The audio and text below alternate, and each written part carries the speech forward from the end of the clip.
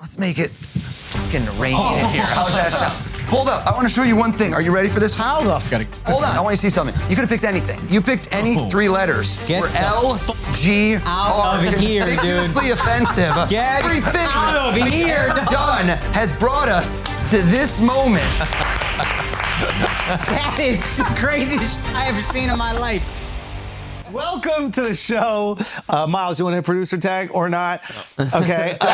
Today we are joined by Oz, the Mentalist is in the building. Flagrant. Yes, finally. Means conspicuously offensive. Is that not? That is that the definition? 8-letter word, flagrant. Looked it up. Wow. Yeah, we didn't know that. That's maybe we should. Maybe we understand why people think we are that. Yeah, I think it was spot on. What does conspicuous mean? I don't know. Dude, I'm so stoked that you're here. This is a long time coming. Obviously, you broke the internet by guessing Joe's ATM pin. Yeah. We were joking around about like how many things Joe does believe that are conspiratorial, and he was looking at you. He was like, "There's no fucking way that this is real." He was less skeptical of Bob Lazar saying he was reverse engineering alien technology than me dumpster diving. I went. He's like, "Where you been?" I didn't even eat. I went to dinner with him and Bob. Did you? Yeah, before that episode. That was wild. And I Should have brought me in. I would have told you if he was lying. That's what I was going to say. I was like, we got to get to, if you are able, if we're subscribing to the mentalism, you should really know what's going on in the world, what's going to happen. So it's not a supernatural power. Yeah. People will come up to you. Can't believe how many people wrote to me and they're like, "What's my Bitcoin password?" I'm like, "Bro, if I knew that, you wouldn't have your Bitcoin right now." But I assess people. Right? This is a magician's tricks, but done without the props. Yes. I brought some fun stuff. I brought some show and tell, baby. I brought some cards. Okay, good. I want to get into it right away. I have like so many different questions. Intensity. You just got into magician territory with the props now. Yeah. Well, I want to do something fun, but I want to show you the difference between magic and mentalism. Because I started as a magician. Yes. Most mentalists start as magicians. That's kind of you got to crawl before you can walk, before you can run. And so a lot of the same tactics, foundational skills come from magic because you learn how to fool people. You learn how people think. It's the same way. My favorite art form by far, stand-up comedy. Respect. Forget magic and mentalism. I watch comedians. Really? Oh my God. Are we fooling and tricking? Should I fluff this guy? I've seen Life like 5 or 6 times. Thank you, bro. I'm a fanboy here, a little Meek Mill, am I right? He does his research. But I mean, that's the real mark, is how do you take a subject that's not funny and make it funny? And I think the same thing applies with mentalism is I will know not only what you think, but I know how you think. And are you pushing us? That's the way I'm doing it. But are you pushing us in a direction to think certain things? Like, well, let's watch. When I walked in here, full transparency, people watch it, they always go, "He set this up, he told you, he whispered to Alexx, do this or do that." I tell you what, I walked in here and we were just about to go on air and I said, if you could think of the number one person you would want to interview, right? You didn't write this, you didn't say this, you didn't nothing. You thought of someone in your head and I asked you, would they know who you thought of? And what was your answer to that? Yes. Right? That's what they said. Yeah. Jeffree Star. So you think it would be an obvious choice for you, the number one? Yeah. Okay, let me ask you, don't say, because I'm probably not going to guess it, because it's that obvious, the internet knows. Yeah. What do you think is the first letter of the name of the person he's thinking of? H. Well, it depends how you spell the person's name. J would be the first letter. Is that right? Yeah. So who did you go with? Jay-Z. Yeah. Jay-Z. Okay, number one. Yeah. H was Hove is what I was going to say. Hove, Jay-Z, there you go. So that was number one, and they all know that. Yes. So right away, that's easy. Like if I did that, nobody cares. Yeah. So if I say to you, jump down to who would be number 2 on the list. Now your brain starts to go, I did Jay-Z. Goated. Who do we go to next? Now I think right away his body language didn't change. I might have gone to a female at that point. Yes. But my man went to another guy. Is it another guy? It is. Yeah. I would have been more excited. Look at this. Mark, thinking of females the whole time. You didn't think of one dude. All chicks. Tell us the name of who's number 2 on the list. Who was number 2 on the list? Yo, get a cam on Brandon. Just have a cam on Brandon and get some light shining on Brandon. Okay. Number 2 on the list, Obama. Obama. Yeah, I could have So guessed now I'm that. seeing a thread. Yeah. Now you jump from, he, right away. What thread are you seeing? I'm seeing a thread. It's a very easy I don't thread. see color, Andrew. Have you met Obama? No. Dude, over-delivered. You met Obama? No. No, oh man. Should I tell the Obama story? Yeah. Obama was on, I did an event, this exclusive sports event, whatever. He was on before me. I made buddy with Secret Service in the afternoon when they did the sound check. Yeah. Read one of the dude's minds, told him his security pin code. He was not having it, but he liked me. I'm like, get me in to see Obama later. Yeah. And this is in my book. And then I go later that night. They don't know if we're going to have an Obama meet and greet. He speaks before me. Ken Burns interviews him. No cameras, very like off the record. And then he does an impromptu meet and greet. Okay. And I'm 5'0", like slightly above average for a Jew. And and I keep trying to get into this, but it's all sports people. So I'm not, right when he goes to shake one hand, you don't know if he's going right or left. I'm trying to watch mentalist skills. After about 15 people, he turns to me, and it's my moment. And I know exactly what I'm going to say to him. I've been thinking about this for 2 months. Ready for this?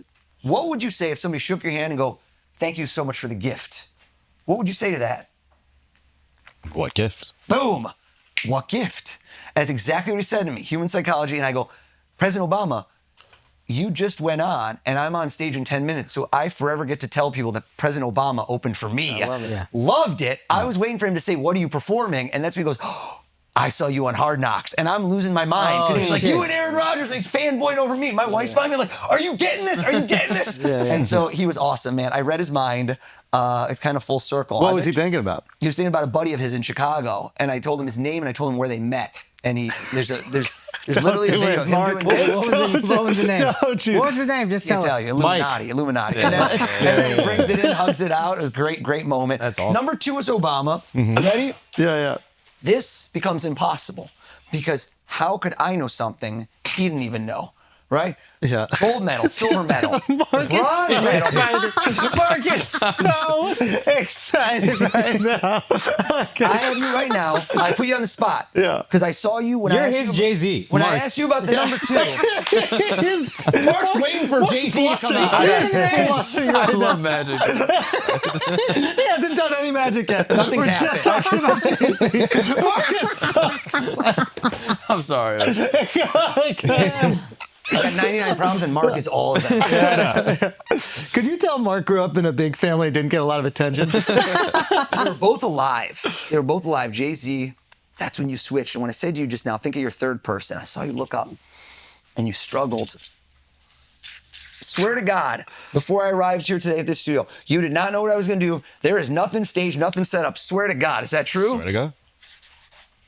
You did not know I'd be asking you this question. Close your eyes. Oh my God. Folks, you asked me, how do I do it? And I explained to you, if you know how people think, I can figure out what they think. And I saw a pattern. I saw a trick. Yeah. This is some ChatGPT, right? ChatGPT tells you the next word in a phrase. Open your eyes. Anyone sitting here that's ever lived, dead or alive, they're sitting next to you. Jay-Z's got that seat. Obama's got this seat. You interviewed them both. Last person who popped in your head. Tell us what's their name. Martin Luther King Jr. Come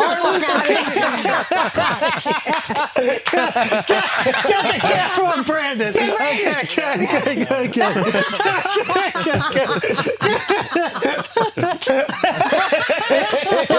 understand? Brandon's family is from IET. He's Haitian, so he believes. So he in voodoo. believes this. Voodoo This is real. So yeah. what the fuck? Get the mic.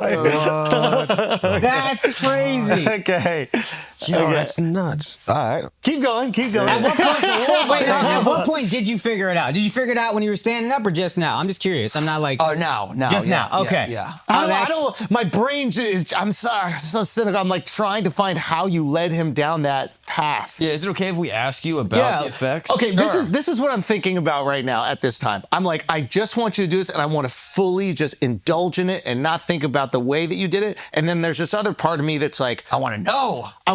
And I have ideas about how maybe you've like used certain words to prime him in a certain direction and then He rolled create his that eyes outcome. in the back of his fucking head. I know he did. I don't know if you rolled your eyes like I was being an idiot or like you've heard this a million times. Never heard it. No, but Called you an idiot. Should I Called you an suggest idiot. you hug the line of the best kind of engagement, which is you're both angry and happy at the same time. I just want to indulge because I just want to have the most fun, but there is this part of me that goes, oh, I see how he pushed him in that direction. Well, what's funny is it's jazz. So it's again, I paraphrase with comedy because comedy's so good. You're reacting to the stimulus that you have in front of you. Yeah, everything's happening in real time, and there's different people. Listen, there's a handful of us that do this stuff. That's the funny thing. You ask me magicians, tons of magicians in You the world. said dead or alive multiple times. Right. And then you switched the order. Right.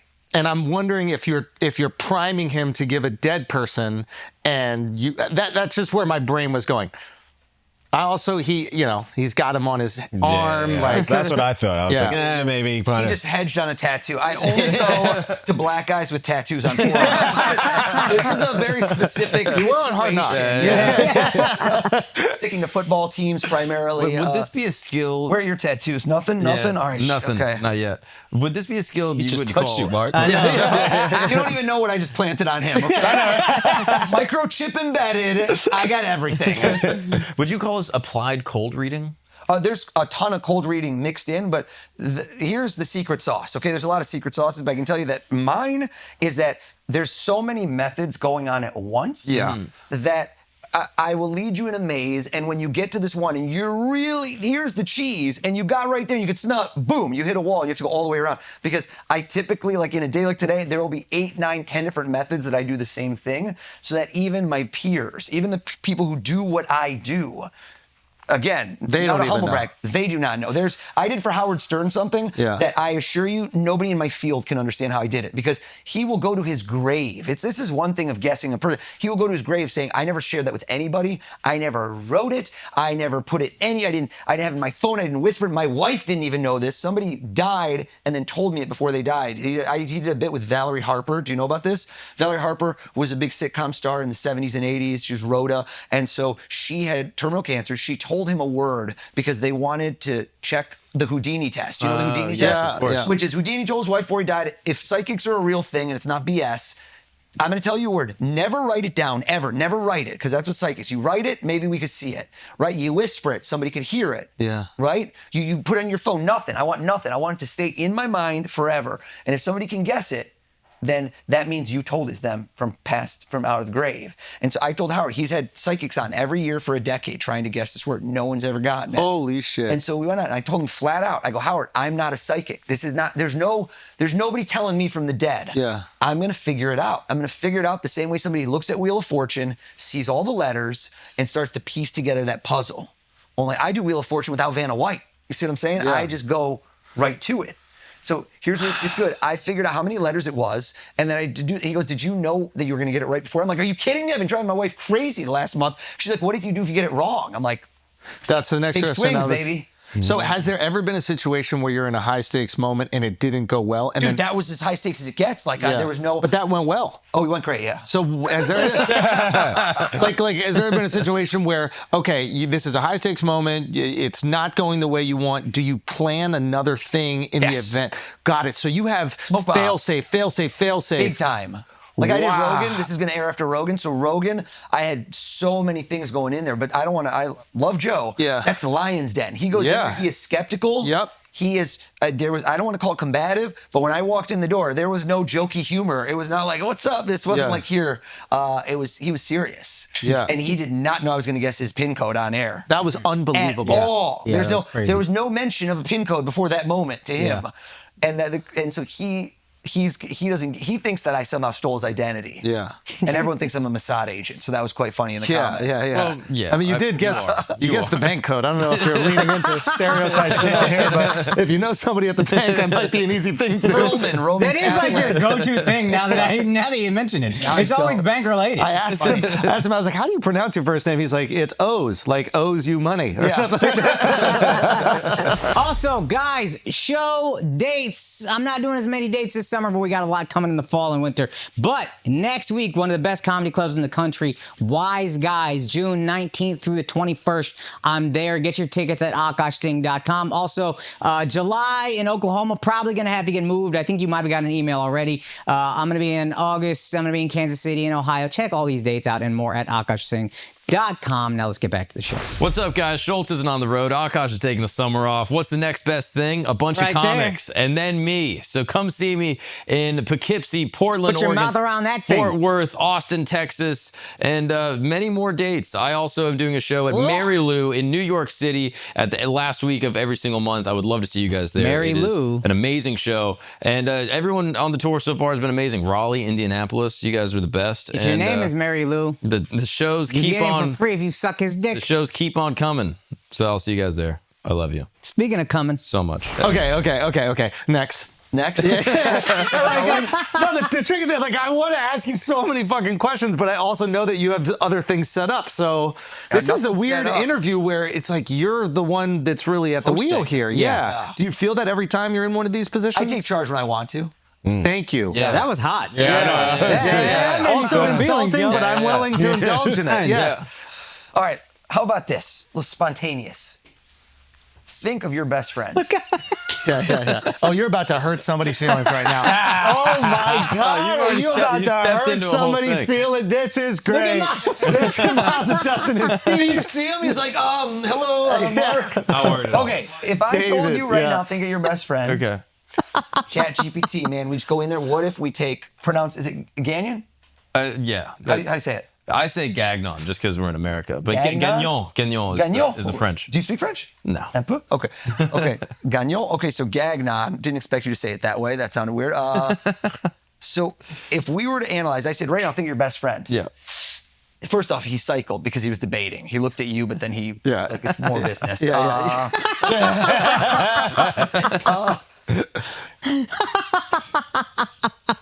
the high watermark. Just getting you to laugh. man. This is- I didn't. I'm a huge fan. I didn't even put. Go. I would do that, and I always go to the devil's advocate, the people watching this, who are going to be like, dude, he knew who you were. Me pretending I don't know your name. All this is an act. It's all fake. I could have looked everything up about you. I could have processed all of his Instagram photos. Yep. Statistical analysis. Who's he tagged the most? Where's he been? He's like, I was thinking of him, but we go further deeper. How about this? Let's go back in time.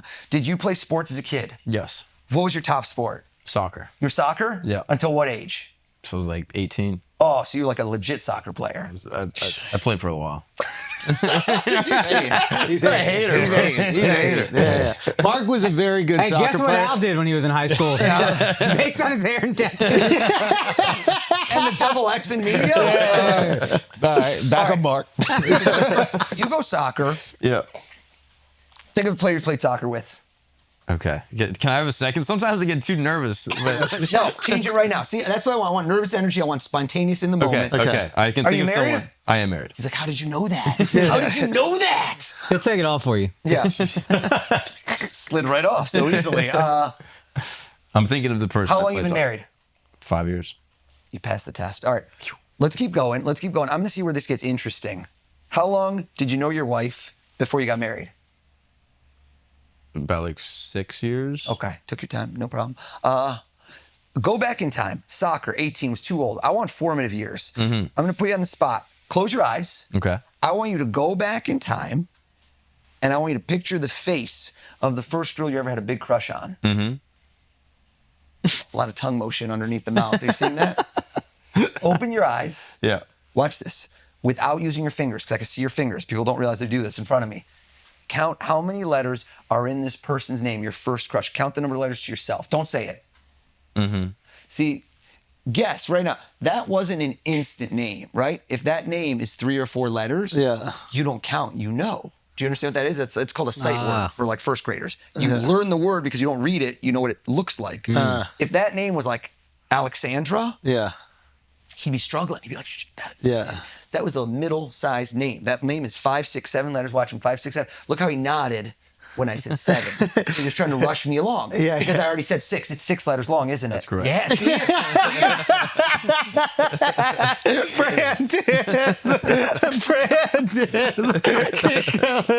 Brandon's about to rhino charge Austin. I like the Haitian energy in this room. Witchcraft! I don't believe it. 6 letters. That wasn't that hard. Come on, that's not that hard. It's pretty The hard. Kosh, the 2 A's in the middle, that's hard. I'm This is, hard. Here. He's actually hard. That got weird. All right, 6 letters. Before today, when was the last time, before me asking you to think of this person, when was the last time she'd even entered your mind? Be honest. Would it have been days, months, or years? Probably like a year and a half. Yeah. That doesn't match up with the 6-year marriage, but okay, that's 5-year marriage plus 6 years before that. Numbers there. Yeah. Like, yo, how's she look these days? Girl. All right, year and a half since he thought of this person before today when I asked him. Think of the letters, mix them up. Yeah. Grab one. Don't say it. grab one. Okay. Like a Scrabble tiles. I'm going to do something with Scrabble tiles later, but I want you to imagine you just grab one of these letters just out right now in your head. You got it? Open your eyes. Yes. Look at the word. Mm-hmm. And you didn't go to the end. You didn't do the last letter, did you? No. Didn't feel like it.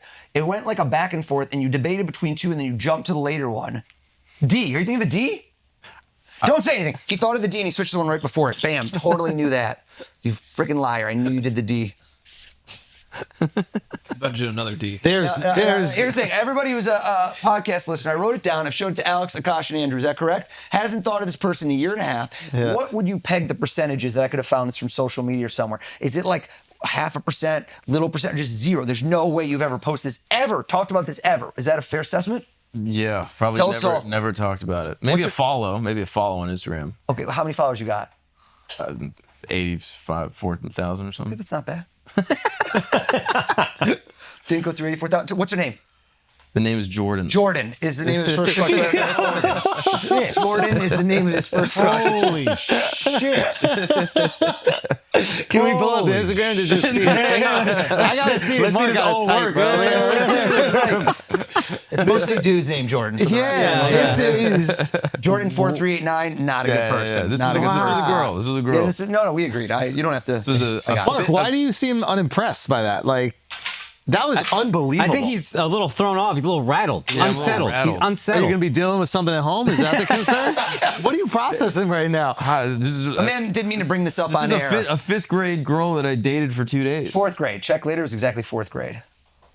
No fucking chance. No, chance. no. It was fifth grade. You almost got me. I was homeschooled to fifth grade, so It's actually his sister, for the record. how'd you know that? Wait, why would you Jordan think fourth gagged grade? on. What would you think? I don't know. He's going to check later. It's going to be off air. He's going to be like, holy shit, you were right. It was fourth grade. Wait, why would it be fourth grade? I don't check later. He was homeschooled. No, he's homeschooled till 5th grade. Maybe she was in fourth grade. No. We were same grade. We were same grade. All right. I'm not like Can't that. get every time. Younger woman, 1 year, it's age appropriate. The fourth a little wild, to be honest. I mean, Crazy. Yo, we got to. Oh my goodness. Okay. All right, do me now. Go. There's going to be no interview. Nothing is more interesting than magic. Like I could ask. Okay, how long can you run? Or the something? interview. Can I you told run you a to long hear the time joke or something story, like but I that? can Like, go hours. No, I know about it. I know about it. But there's nothing more interesting than what you're yeah. doing right now. So I can ask you about the ultramarathons. I looked up that you won the New Jersey Marathon 4 times. That's true. I thought that in the notes that it was like a typo. I thought it was run, and it was supposed to be run, but it was what? No, you actually won it 4 times. Won it, yeah. Did they not allow the African? I think so. How did you? Did you beat them? It's Did you Jersey, so no. Just put a mind spell. There's no money in it, so there's no prize money. So they don't run it. So yeah, they only weekend warriors. Got it. But I was still pretty fast back You ran then. 2 marathons in a week. Yeah. but you were running them every the crazy day. story is I won 2 marathons back-to-back days. So I did the Hamptons Marathon on a Saturday and Yonkers Marathon on a Sunday. I won them both. Wow. Those are winnable. Those are winnable, yeah.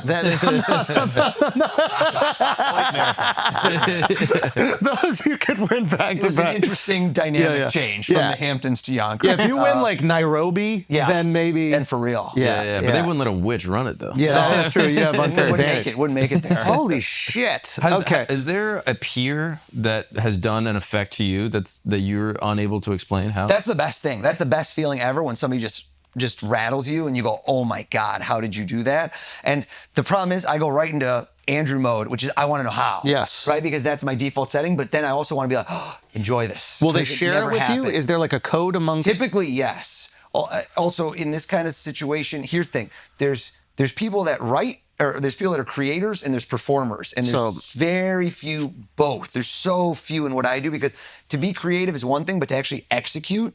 So are there certain guys that can create the, what do you call them? I don't want to belittle them by calling them tricks. Let's call them tricks. Okay, so there's certain It's people. funny when somebody calls it a vaudevillian, like, do your skit, do your skit. This is with us do too. The Friars Club, do that skit again. I love your. We call them effects within the industry. Oh, within the community. That's what guys Got like it. Oz Yeah. say. Yeah. That's what he told Jordan in 5th grade. You know what I'm saying? This is going to be an effect. So there are guys that maybe come up with the effects, but they don't have the skills to actually execute them. I would say the skills is one way to put it, but a lot of them are just not performers. So it's False flag. SNL. How many writers are there? I'm not saying they're not talented, but getting on But they camera. can't deliver. Different muscle. Execution is the difficult part in this profession. And were you always good at that, or is that a skill that you had to develop? I think it was skill developed. Like I've been doing this since I was a teenager, but I did magic at restaurants when I was a kid. Yeah. And that was really what got me good. That's where the 10,000, 20,000 hours were put in because I got my first restaurant gig when I was 14. Do you remember where it was? 100%. Where? It's like a big part of my book. It's called Zia's. It's in Michigan. Yep. I walk there half a mile from my house. Don't know how I had the confidence. Good sales tactics. Talked my way into this thing. Tuesday nights, that was my night. I did 3 hours. They And paid you me go like $50. table to table. Dude, imagine you're at a restaurant. You got a babysitter. The kids are at home. And some 14-year-old kid comes up to the table wanting to do card tricks. Yeah. You're like, dude, get out of here. You kidding me? Okay, go on. Some people would, some people wouldn't, but some people, so you have to learn School of Hard Knocks how to win people over. Quick. Quick is the name of the game. That's Yeah. exactly it. What is your body language like? What you iterate. When I turn this way, it's different than if I go head on. The same way that animals, when they go eye to eye, they feel imposing. So you're like looking over your shoulder almost. You're not giving them too much attention. I give a time constraint. There's a million things that I learned how to approach a table and in less than 10 seconds, typically 5 seconds, answer every question that was in their mind that was unanswered, which is right when they see me, automatically they go, who is this? And do I have to give this person money? Do I have cash? What are they doing here? Are they any good? Did the restaurant know they're here? All of those questions I try to answer in the least amount of words possible. Can you give us that breakdown? I imagine you haven't done this in decades. So like, what was your 5 second? What was your 5 second? I'm going to break the table. They're having a big dinner. It's a family dinner. Somebody's just got engaged. There's a celebration. You're going to interrupt it. How do you stop that in 5 seconds? First off, you find the right moment. So if people like husband and wife is crying and they're like having a, You're in there. so I hear you've been cheating on her. Well, I've got something amazing as well. Can you make this bitch disappear? Okay. Can you keep that in his pants? I'm like, I can only make things up here, not disappear. So you walk up, and the first thing I say is, you guys are in luck. Like right away, that's a great way. At an angle, you guys are in luck. The owner brought me in as a special treat to you tonight, but I only have 2 minutes. So it's like away. This is great. You only have 2 minutes. I only have 2 Great. minutes. You're leaving. I'm leaving. They're getting something. They don't know what they're getting, so curiosity The owner ensues. has me here as a treat, immediately takes away the first thing, which to me is like, yo, guys coming up to me, do I have to have some cash right now? Awkwardness. I'm taking away that. I'm taking away all of the resistance. all And of the little, if you say no, you're being disrespectful to the person that gave you as the gift. of course, the owner brought me in If special. you clean treat. windshields on the street, you should be paying attention to this right now, yeah. If you sell anything, If you're cleaning windshields, you're moving up. But that's literally what I've done is sales training, is understand how to think like a mentalist. Because most of what I do is selling an item, which is amazement. Right? That's what I sell. You sell laughter. I sell amazement. I sell wonder moments that are memorable, that you go, oh, how did he know that? Right? And that feeling you had at that moment when you felt it.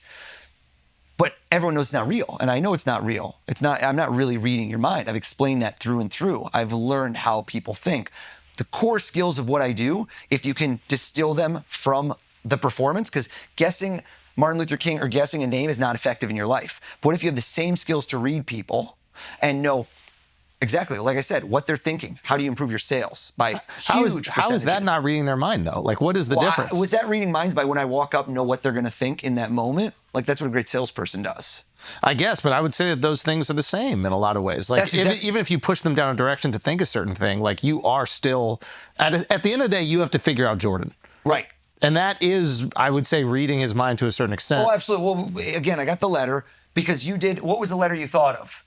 Which letter did you go with? when I said pick the letter. So I was thinking A. Yeah, so he did. I told you switch the one before. I said it. I knew it.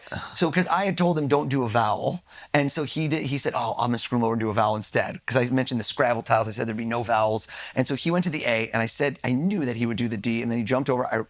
I can show you how I put the whole thing together. Right. But that's the interesting part. Okay, so you're 14 years old.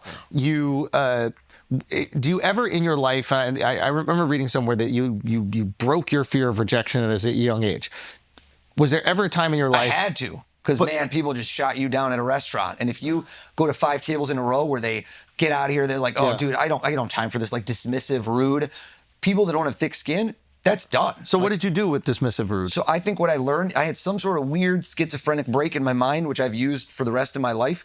That's saved me rejection. Is I silo. I literally created 2 people. The same way you have an agent, your agent negotiates your deals. Yeah. Right? They do bad cop. You're like, I don't want to do this gig. You tell them that, right? You don't want to get on the phone. You're Andrew. You're the nice guy. Yeah. So if you can create a disconnect that you just somehow slice in my brain where I decided they aren't insulting me. They don't know me. They're insulting the circumstance. They're insulting. Nope. I had like in my mind, there's Oz the Entertainer, there's Oz Pearlman. These are two different people. You know, it's like a Sia and it's like the Daft Punk guy. One's got the helmet, one takes it off, he takes his kids to school. Nobody knows who he is. Yeah. I just somehow took the sting away because I realized this is not going to sit well because after 2 tables reject me, I go to the next table with negative energy. Right. And they can feel it, they can sense it. Yeah, but I'm also rude and mean and I got to take that away. So I had to figure out a way for my own self-preservation to be like, okay, I'm going to put it all on me. They had a bad night. They might have just been home with their kids. Their kid might have puked. I don't know. I had like some sort of maturity level where I'm like, they have issues. It's not my fault. So I'm going to let that go. They don't know the real me. This didn't hurt at all. And I think that's good. You know where I learned it from? Buddies who were good with girls. Yeah. Who just had numbers game where I look at them and I'm like, I couldn't do this in my real life. She rejects me. She's like, you got to be kidding right now. I'm like, oh. Because there was no Oz the Entertainer. She didn't want me. Yeah. But when I was performing, I could separate myself. And so I had to learn, and I think it's useful in life. Anything you're doing, you don't realize it, you're selling. So everyone's selling something. What is your best opener? Now, you're walking up to a complete stranger in the street. What is your best go-to opener? For a professional thing or for what reason? Yeah. It could be anything. You want to stop that person in the street because you want to deliver a trick, you want to talk to them, but like what is the one sentence in your life right now that if you need somebody's attention for 15 seconds uninterrupted that you open with? Well, if it's for me performing, like I have a very different thing than if it's actually need to talk to somebody. But I also dissect the situation. What if it's you just want to talk to somebody? If I want to talk to somebody? Yeah, you want to talk to Obama, you came up to and you had a line. He's just asking about your sales technique. Yeah. Generally. Yeah. Oh, so right away you create a dopamine hit, right? So people want excitement. People like when, you know why your phone's so addictive? Because whenever it buzzes, you don't know what's at the end of that. It's the lottery. You might just won the lottery. Who just texted me? I got to see it. Yeah. Who just liked my photo? Who just commented? Who just followed me, right? Like you don't know the limitless opportunities. So you never want to pigeonhole yourself. So I like to do things that are hanging threads. If I meet somebody, I've done this a million times, meet somebody super famous and we've had a real connection. And in that moment, I want to set us up as equals, power dynamic. Yeah. Where I don't want to be like, oh, let me get the selfie, let me do this. I'm like, what do we do, man? How do we keep in touch? I like that phrase. Oh, because it puts the ball in their court. It puts the ball in their court, but it assesses where we are. Versus if I have to ask you, hey, can I get your number? Maybe they're going to say no. I've also given you a no question. Always have questions that can be continued. The best lines are ones that don't have a hard answer. They allow people to open up and that they're questions people haven't been asked before. Like you've been asked the same 20 questions about comedy your whole life. Sure. And I could go down the list. The same as me. How'd you get in this? Did someone in your family do it? There's like a whole list because we have unique professions. Right. Right? You never ask an insurance salesman, was your dad insurance salesman? I don't give a shit. Yeah. No offense if you're an insurance salesman. They book me a lot. I love insurance. But I'm saying that in that situation, if you could go back in time to when you were 7 years old, what would you tell yourself now? That's, wow, I never thought of that, right? Like a question that's fascinating. So give me an example of that. Like a fascinating question. You're at a grocery store. There's somebody I would do that's it based on reading the person. So you're asking me like, how would I play Little League? Too open-ended. When I'm in MLB, like I know 20 things about that person. What if you don't? By seeing them. What if it? Oh, I can't not. You're saying that you're already reading them by observing them, and then based on what you're getting from them, you'll formulate the question that will Well, be. it's like when I'm negotiating real estate and like my transactions. Be like, oh, what if he won't take lower? I'm like, I know he'll take lower. So it's a useful skill in For life. sure. Outside of that, like, do people use it in interrogations? Do I lawyers personally have use never it? done anything like that. I've been offered considerable money time and again by like law firms, various firms, to can you do this for us as a skill that's outside of the guise of entertainment. Why don't you do it? So I haven't done it yet, and I'm gonna tell you why. There's 2 reasons. One is it's hard for me to quantify the number of the tactical advantage I would give you. Right? I don't want to. Right now, I know that if I go do a show, I know how well I'm gonna do. Like I know that I can deliver. I never want to be a guy who doesn't exceed and vastly exceed expectations. So if I do that, I'm gonna do something where like, you do a deal and you go, oh my God, this guy just knocked it out of the park for me, and that's gonna be word of mouth. Also, this is doing very well right now, so I'm not expanding beyond. The book's coming out, but like I'll keynote speak, but picking juries is not what I decided would be my life's mission. But do you think some successful lawyers are using some of these skills I'd be like very curious innately? if anyone's using. For sure they are. I've spoken to them. Oh, really? Yeah. So are they aware that they're doing it? Have they studied it like you? Or is it just part of their communication technique that they've developed throughout their life and it is successful? I think there's a Venn diagram overlap because people have noted, like when I did the Rogan, that I'm speaking fast, I'm doing stuff because I can control based on my pacing. See how we slowed down? See where you moved? Yeah. What happens in the moment? So there's And not everybody is comfortable at a high speed. And when they're uncomfortable, you have way more control of the interaction. bringing the speed to a level of their comfort, you lose control of the interaction, potentially. They can also intercept. So when people want to speak what they do, I can normally speak at this pace, but when I'm going fast and I'm doing something performance-wise, I know where I'm going to guide you.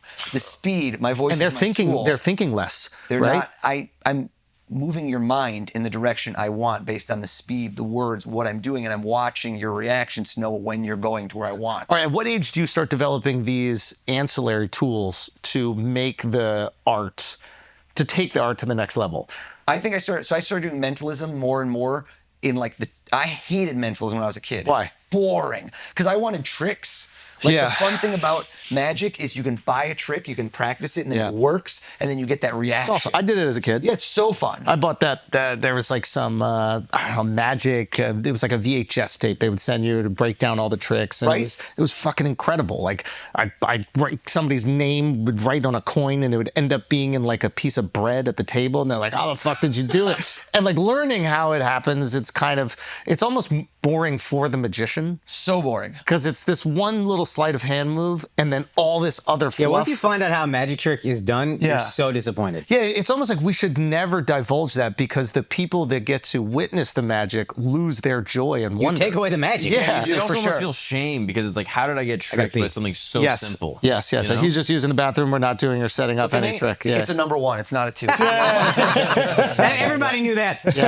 Okay. Can we do another thing? Yeah, well, we gotta wait for Kosh, no? Yes. Is this does it make it hard for like human connection? Because you can pretty much read people and tell if they're lying to you or trying to mislead you. Or So- can you? So no, people definitely can. Like it's not a, the problem is it's the reason you can't just do this in every life, like because people are like, well, why don't you take over the world, right? Why is this not a superpower?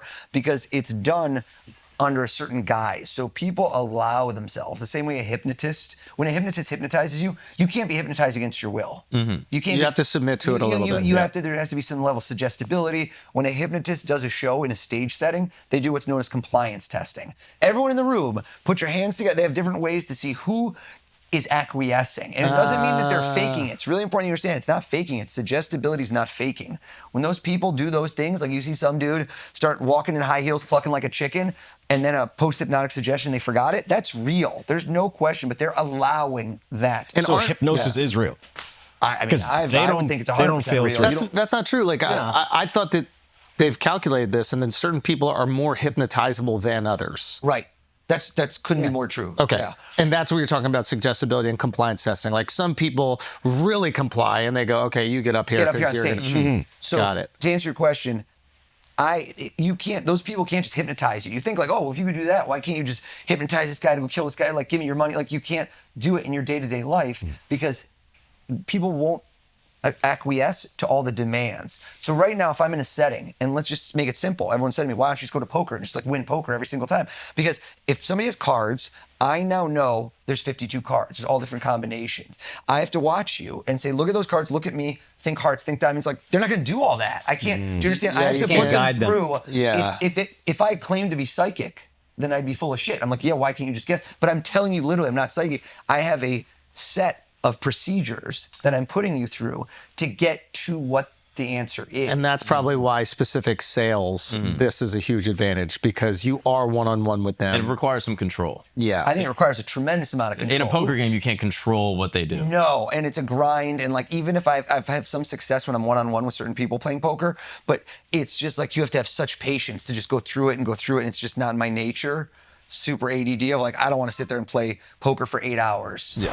What's up, you noodle dicks? You see the blue lights, you know what time it is. It's time for Blue Chew. Hey, it's time for you to step up your sex game. There are legal steroids for sex, and it's called Blue Chew. Same active ingredients as all those other drugs, but it's the chew. The guys have been rocking with us, pardon the pun, since very early on in this podcast. Let me explain to you something, guys.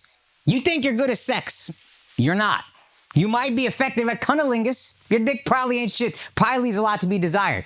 Al's dick is apparently huge. I don't think he knows how to use it. But with Blue Chew, he can last a lot longer, get harder faster. This guy's old as shit. You know, he's a black guy that looks like he's 35. That means he's 104 years old. Anyway, he needs all the help he can get, and so do the rest of us. So, all you gotta do is go to BlueChew.com and use the promo code FLAGRANT, and you can get your first month for free. You just gotta pay $5 for shipping. That's it.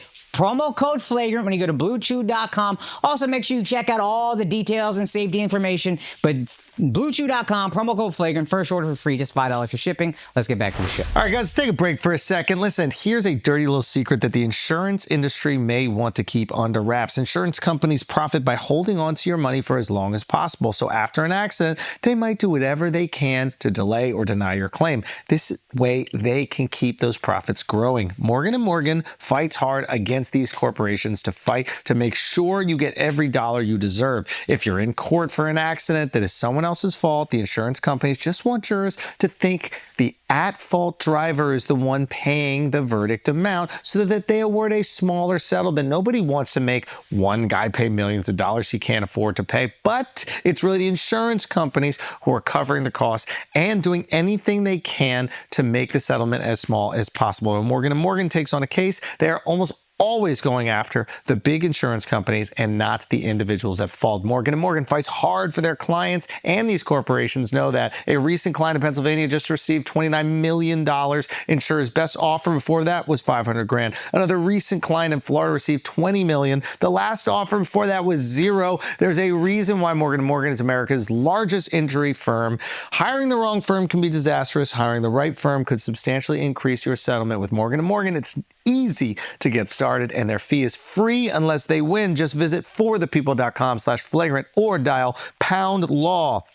That is pound 529. That is forthepeople.com/flagrant or #law, pound 529. This is a paid advertisement. Now let's get back to the show. Hold on. You wanted to do something fun. Yeah. I walked in here. Let's explain what happened. I got in here. I was soaking wet. Yep. Kosh was wet too. And I asked you, and we have one of the bookers, Ari, who came in here who does not believe any of this crap, who said, like, there's just no way. Yep. And I said, do you have books here? Is that what was assessed? I asked, were you here with this question? I wasn't, This but was yeah. a whole thing. And so I told them to go get any books. I said, ideally get 2 or 3 books. That these are, forget my books. I don't even think they're your books. They went and picked them up and they brought them in. It was not Dove. It was another young woman. Don't let him change books right now, yo. Tanya, where are the books that were brought in? These are not my books. It's like, I don't know whose books these are. Do you guys even know? Were these given to you by someone on the show? Are they? I don't know who they are. Okay, yeah, those are our Oh, books. super plug right here. Okay, yeah, shout plug out. these. We have our CIA handler, Andrew Bustamante. Yo, he was awesome. Yeah, he's great. And he has a book coming out. So that's shot. This sounds like a big plug. It's not a big plug. And then we also have a Roar in Harlem based on true events. And Yes. By Waynesworth can we Unique get Hall. producers here to explain that I have never set eyes upon these. You These are haven't not read a my- Roar in Harlem? What's that? I don't think this is even out yet. So I don't know if there's a way you could. So you know what? That's even better. Give that to anyone you want right now. Hand that to somebody, or you can take it. Whatever you want. I will take it. I would like to be part of this magic. Perfect. Take Yep. that book. And is it okay if I take that one for the first time? Yeah, And grab please. that one. Yep. Do you want it? Is that okay? Yeah, do whatever you All want. right. Here's what I'm gonna do. Let's get teamwork. Teamwork makes the dream work. I'm gonna hold this up. Okay. And before I don't want to look at it. Are there pictures on any of the pages? If so, I just don't like. Is there a lot of pictures? I saw one picture. But there's not like a ton of pictures. Is that right? So here's what I'm gonna do. I'm gonna flip through this book like this. Whenever you want, Mark, you're gonna say stop. Right at that moment, stop me. If I go one page past, you let me know. Me and Akash, hard eye contact. Look at those beautiful eyes.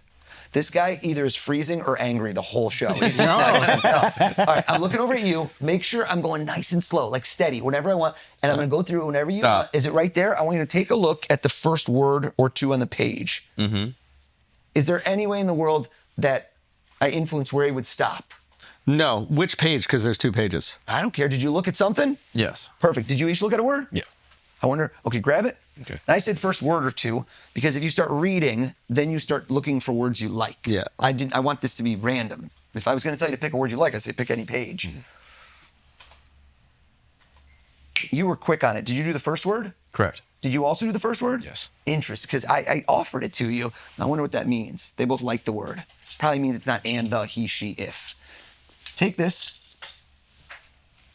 I'm gonna go nice and slow. Bring your book close to you. As I'm going, yell out stop. Stop. Tell us what page we're on. Either side, either direction you want. Tell us which page. 355. Go to 355. Go to 355. Tell me when you're there. Do you have more pages? We don't have 355. Okay. Do it again. Do it again. Say stop. Stop. Okay. Tell us what page. 138. Open it up. Do you have that much? How short is this guy's book? Yes, we have. Yes, we do. Bring it close to you. Look at the first word on the page. If it's and, she, he, the, if it's any of those 5 words, we do a different one. Do you look at the first word? Yep. Close it. Okay.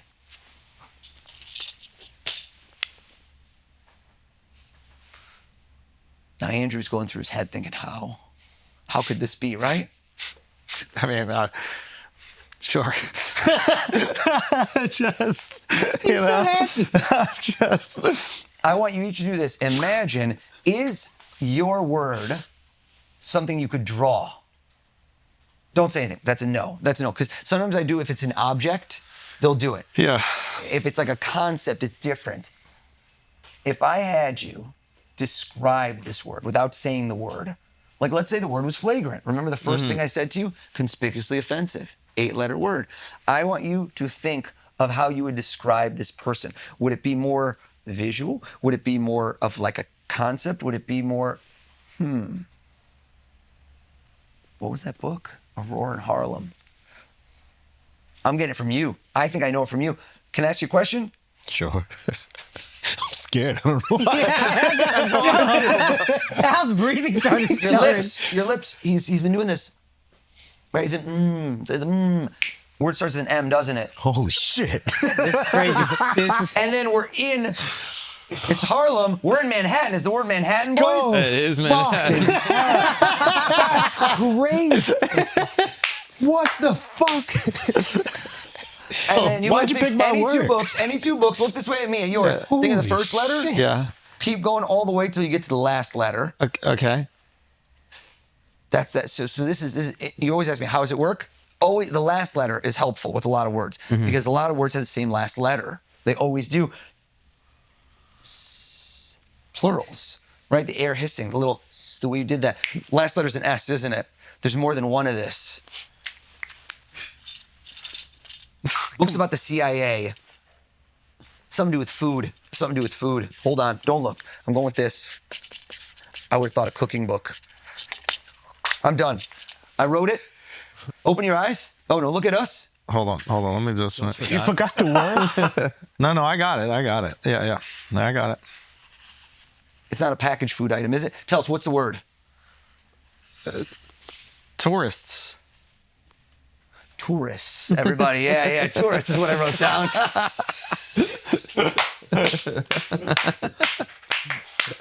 Yo, that's crazy. That's really good. That's crazy. For those who are Holy simply shit. listening, Andrew's melting down. He may bring back the Kim Jong-un haircut after this. Just in protest. That's really good. Yeah, how do I do this with my girl when we ask what we're gonna eat tonight? That's what I need. Folks, there's power limits to my powers. I did the same thing yesterday. I'm like, are we doing Thai food? Are we doing sushi? She's like, no. 8 other things were listed. Then we went back to sushi an hour later. I'm curious. In your show, I imagine there is a bunch of different things happening. You're doing all different types of effects and magic and illusions, right? So there's like cold reading and stage effects and things like that. I'm curious, is there any like straight up gimmicks or trickery that exist in like the stage production? Not really for me. I like to be bulletproof. I can show up to your house with nothing. I've literally done it. I'm in a bathing suit. It's a 4th of July party. And I'm like, you got a phone, you got books, you got this, you got that. Give me a Sharpie. I write something on someone's hand. Like I've tried to get to the MacGyver stage of what do you got? I got bubble gum, I got a hair clip, and I got this. Bam, I got an hour show. Because the highest level of purity in entertainment is a stand-up comedian. A stand-up comedian can stand in front of tens of thousands of people, Madison Square Garden, right? You've done it. And just speak. Only your words are all you need. Wow. Did they get it? Nice. Left at ESPN. I was just on ESPN before this. Can I see what we got in there? Oh, we'll grab it in a second. It's a dry erase board, and there should be, are there inside opened up letters? Alphabet letters? Bam. We got this. All right, we're going to use this in a second. Left this at ESPN. I like how Alex, like, you're that good. Why didn't you remember to bring it? I was Blame my assistant on that one. All right, so I gotta stop. mentalism is no props are required. Magic, you still need the cards. You need this. Even though I love cards, don't get me wrong. Yeah. I want to. Can we do some fun? Let's do something. Are we ready? Yeah. Let's do something. So, who's good with cards? Hold on with the books. So you guys just chose the books? I need to be clear. I said to them to Ari go buy chose them, books. Yeah, there's Ari chose the books at random. He wanted to go to Barnes & Noble first. I told him go buy books. I don't know what books he brought. These are not. I gotta be like 100% clear. I said go get any books. And you don't want. even get to look at the books or anything like that. I told him to buy new ones from Barnes and Nobles. I'll go to someone's house and say go upstairs, get any book you want. That's yeah, of course. And you don't get to sit with He the said books. page or anything like 138 that. and then went to your 138. doesn't matter the So book. how would he have controlled that? he can't know the whole book. I mean, whatever. Okay. That's crazy. All He's right. reading But you in now- the moment. If I try to be like still and not give you anything, is that going to make your job harder? No, because it's I told you, pick your own adventure. Hey, fucking bitch. We'll get to the bottom of it. All Like right. you'll do that. So you have no time break. with the books. Like if you have time with the books, I could probably reverse engineer how that happened. But if you have no time with the books, then it's like time with the books. I know. Oh, I'd figure it out. Yeah, I like how Mark just looked to see if every word in the whole book is Manhattan. He's like, no, I got it. Oh, Well, this is my like fucking dumbass brain that is always trying to deconstruct. But I would just be like, It's okay, so annoying. You've looked at both the books. What page? You chose the page that I had on here. I didn't choose the page. Did you not choose the No, page? I didn't choose that page. Somebody else chose the page. After he said stop. I said stop. So wherever we stopped on that page, he just told you And go to that be page. clear, And then the second he time even you said stopped- to me, can I pick either page? Yeah. That's your words. There are two pages. Are they the same word on both pages? But the second time you stopped, so there was.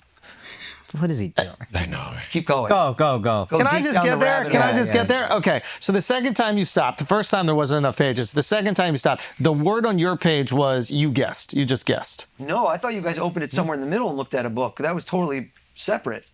So you started that one. And then the next time you went through, we looked on my page. Yep. Right. So maybe there's a version where you already knew what the word on 138 was here and you forced Mark to stop at page 138 because you're so good. I don't know. That's what I would do if I was a magician. That's what I would do too, but pick a new page, pick That's any why you're word. not a magician. Yeah, I know. Shit. Yeah. I'm a big skeptic, but that book's not even out. You can pre-order it on Amazon. Wait, which one? Bustamante gave that to us and dropped it off. It's been at the studio for like a month. And he doesn't even look at the weeks. fucking book. That's unbelievable. That is. Alex, what are we messing around with? Go out, get any book you want anywhere in this place, flip to any page, and look at any word. I don't want the first word, I want any word. Go. Go. This is Darren's out there, bro. Look at that. Hey, you little assistant. Read a little Hey, something. go get some Read a little assistant. something. Do something with your life. Yo, Mark is so tight that you're not making him the assistant. All right, this. You're already pissing points. This is two people off with this. Full transparency, there's no trick. I just want him out of here. The black magic assistant just runs away every trick. Are you gonna do card We or need him what? back for that, though. We need him back for the cards because it's 4 people. It's I'm sorry if I'm being cynical. Yeah. Is there No, not no. a part in all of you that like is trying to deconstruct it and trying to understand But this it? is just what I don't you- want to seem like a hater at all. you're not. I'm trying to make sense of something that is truly unbelievable. So I hope you don't feel like I don't appreciate what you've done. No, you're showing a lot of Oh, keep amazement, me which in is with good. it. Oh, come on now. He's gonna think I saw it. you didn't ChatGPT'd say it, it, the you glasses. didn't say No, That's unbelievable. Here, That's go unbelievable. outside. The book's not out. And flip the it book open. is not Oh, out. wait. It's not out. It's not available. How do you find? And pick a word. Yep. I don't know. Like pick a word. Like somewhere in there, interesting. You know what? Don't even let me say interesting, because now that leads the witness. Open any page you want. Remember what page number you picked. And what if I did that already? Oh, you already did all that? Yeah. Oh, beautiful. Leave the book outside. Bitch. Just threw that book. Look at his face. Get this on camera. Look at his face. Slow walk with the stare down. The Botox is helping. You can't move. Right. That was unbelievable. Oh. The book's not available. It's not available. Like it would be different if you picked like Huckleberry Finn. But it's not available. Yeah. There's no way you can get the book. He also called out the number, the page number. So how could he have known 138? Alex's not going to be able to keep his posture. So let's get through this. Well, he's first. not gonna remember the word. No. We're gonna let this marinate. We're gonna let this one marinate. Oh, I gotta No. do this the whole fucking episode. Yeah. He's still flexing the whole time. All right. That is unbelievable. Okay. Who wants in?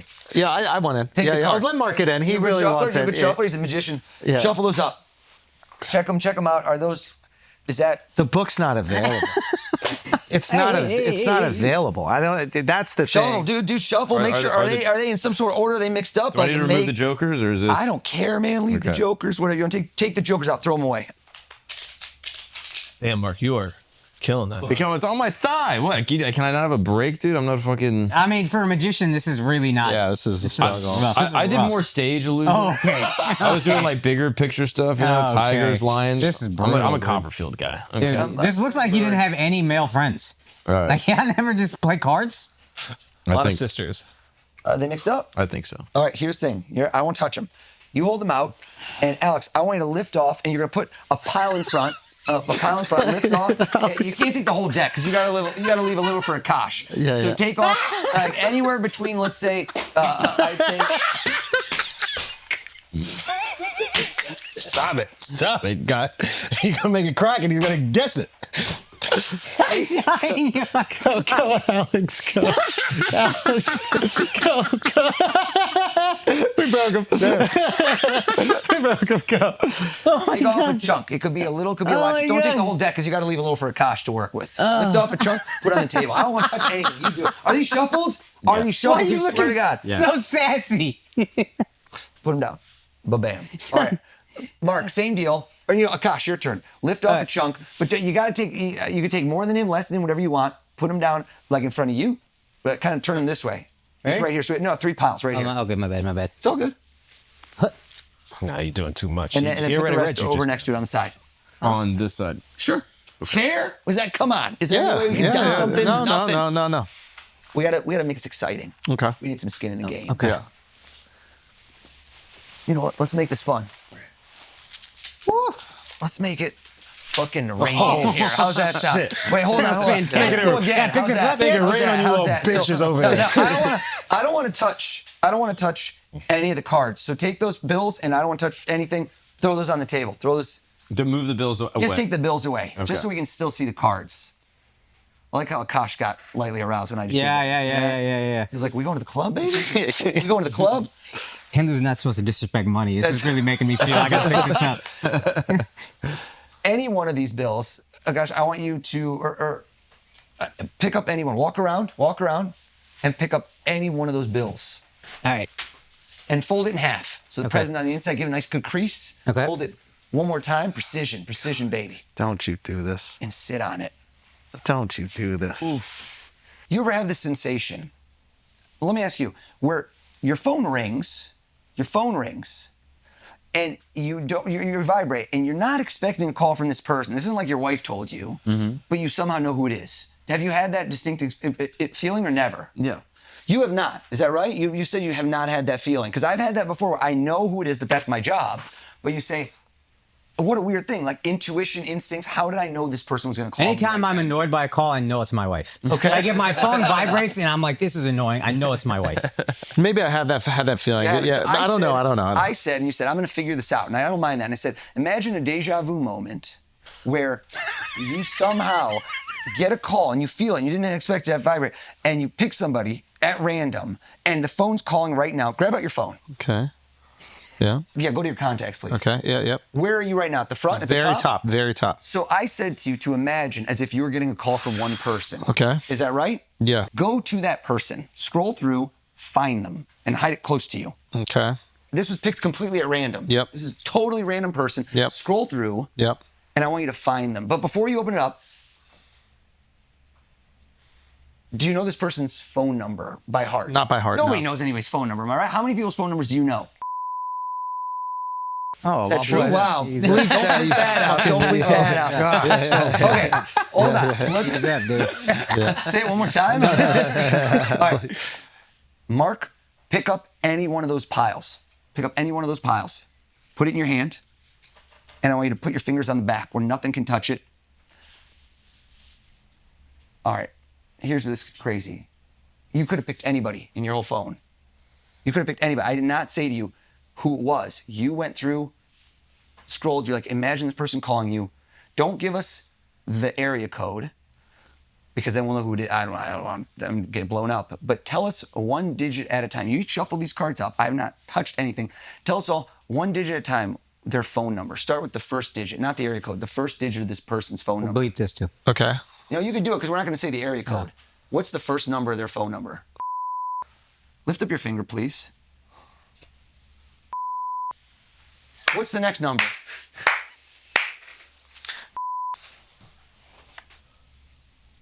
This is fucking crazy. Keep going. 1, There's no 1, so how about an ace? Keep going fast. What else we got? 6, 6, 7, 7, 8. 8. There are $200. There are $200 littered around here. $200 littered around here. And I want to see every single one of them was printed somewhere. And how do we know they're real? Because the government puts serial numbers on them. You're sitting on one. You picked anyone out. Do me a favor. And I want you to read us one digit at a time. The serial number of the bill you picked up. One digit at a time, please. Go for me. 1, 6, 6. 7, 8. Hey, wait, tell us all. This person who you thought of out of your whole phone, what are their initials? What are their initials? First and last initials. Oh shit! Hold SB. the fuck. What are the two letters on the bill? Phone, dude. That's the craziest shit I ever seen in my life. That's the craziest shit I ever seen in my life. Holy fuck! That's crazy. Oh, God. Let me see. That's the craziest shit I ever seen in my life. You see why he ain't used me part of this trick? Can't read me, bro. Just saying. That's crazy. He threw the money in the air. How the fuck do you know how to grab that bill? Where's the other ones? Yeah. Hold on. Threw the money in the air. Wow. I don't want to. Read you outside. You easily read. You're easy to read. Is it rude if there's a deliberate effort to try to guess it? Yeah. Or try No, to I don't figure think it he out? minds. It's like That's everyone does. what I'm conflicted by. It's like Nah, I go don't. for it. Because you still show I amazement. usually do it not when I'm present. I It's think the kinda like dickhead is the one who post-coitus doesn't to act be like, impressed. penis was And- kind of small. Right, But yeah. you can go for it. I'm not going to assess. That was fucking unbelievable. That's really impressive. I'm curious, if you were to do a trick to another mentalist or another magician, is there like an anti-trick? I sometimes watch like Penn and Teller Fool Us. Yep. And sometimes they'll do a trick. Well, they use you against you. They use what you know against you. because they know that you'll try to subvert it based off of understanding the methods. That's what we do. It's like when my kids jinx each other, and they go jinx, and you go, oh, jinx. Like you know every single thing as you go, and you try to move people in the direction that they think you're going with it, and they don't know where it's going to go. What the fuck did you just say? Yeah. Well, we know each other's methods. What you do to me, yo? What you do to me? How you know I was gonna grab that $1 bill? You still have the book. We're going to come back to this because I'm going to have to do one more choice. Look, you fucking gave it away, motherfucker. that was the moment. He's the Sphinx. He gave it away. Let down your guard. Hey, Al, can I be honest? You look gay as shit right now, dog. You look gay. Activated his autism. If I crack, he's gonna read me, guys. Where'd I put I don't this? get how sitting like Abraham Wait, Lincoln one more thing. fixes- About something with He me. read my lips before. I don't know what the fuck he's Nice looking at. lips, bro. Come on. Wait, here we go. All right. We had. I want to get your staff involved. We had a lot of people in here who were here when we got here, and you said you've known who the most? It was Dove. Dove, yeah. Dove, 22 years. But there's other people. Who else? Who has never gotten to shine? But let's try something. Who was there? Was I don't know who else I talked to. There's somebody. Tell me. Kiana was Kiana here. seemed really nice. Who else was there? There's, Has Kiana Alex. ever been on air?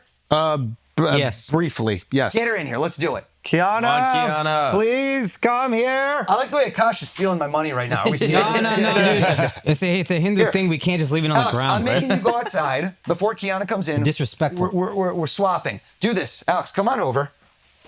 I want you to grab one more thing for me. Can I come right back in a second? Yeah, you can do whatever you Alex, Kiana, come on in. Follow him with the camera. I So want you to jot down the page number. Got it. Wait till I'm going. Go fast. You got 10 seconds. All right, guys, let's take a break from this mind-bending interview with Oz, the Mentalist, and we got to talk about some deportes, guys. We have an unbelievable French Open. It was the best tennis I've ever seen in my life. Yep. Crazy. Yeah, and like I said to y'all, I've kind of fallen out with tennis as I got busier, but then I'm watching this and I'm like, I got to get back in. Yeah.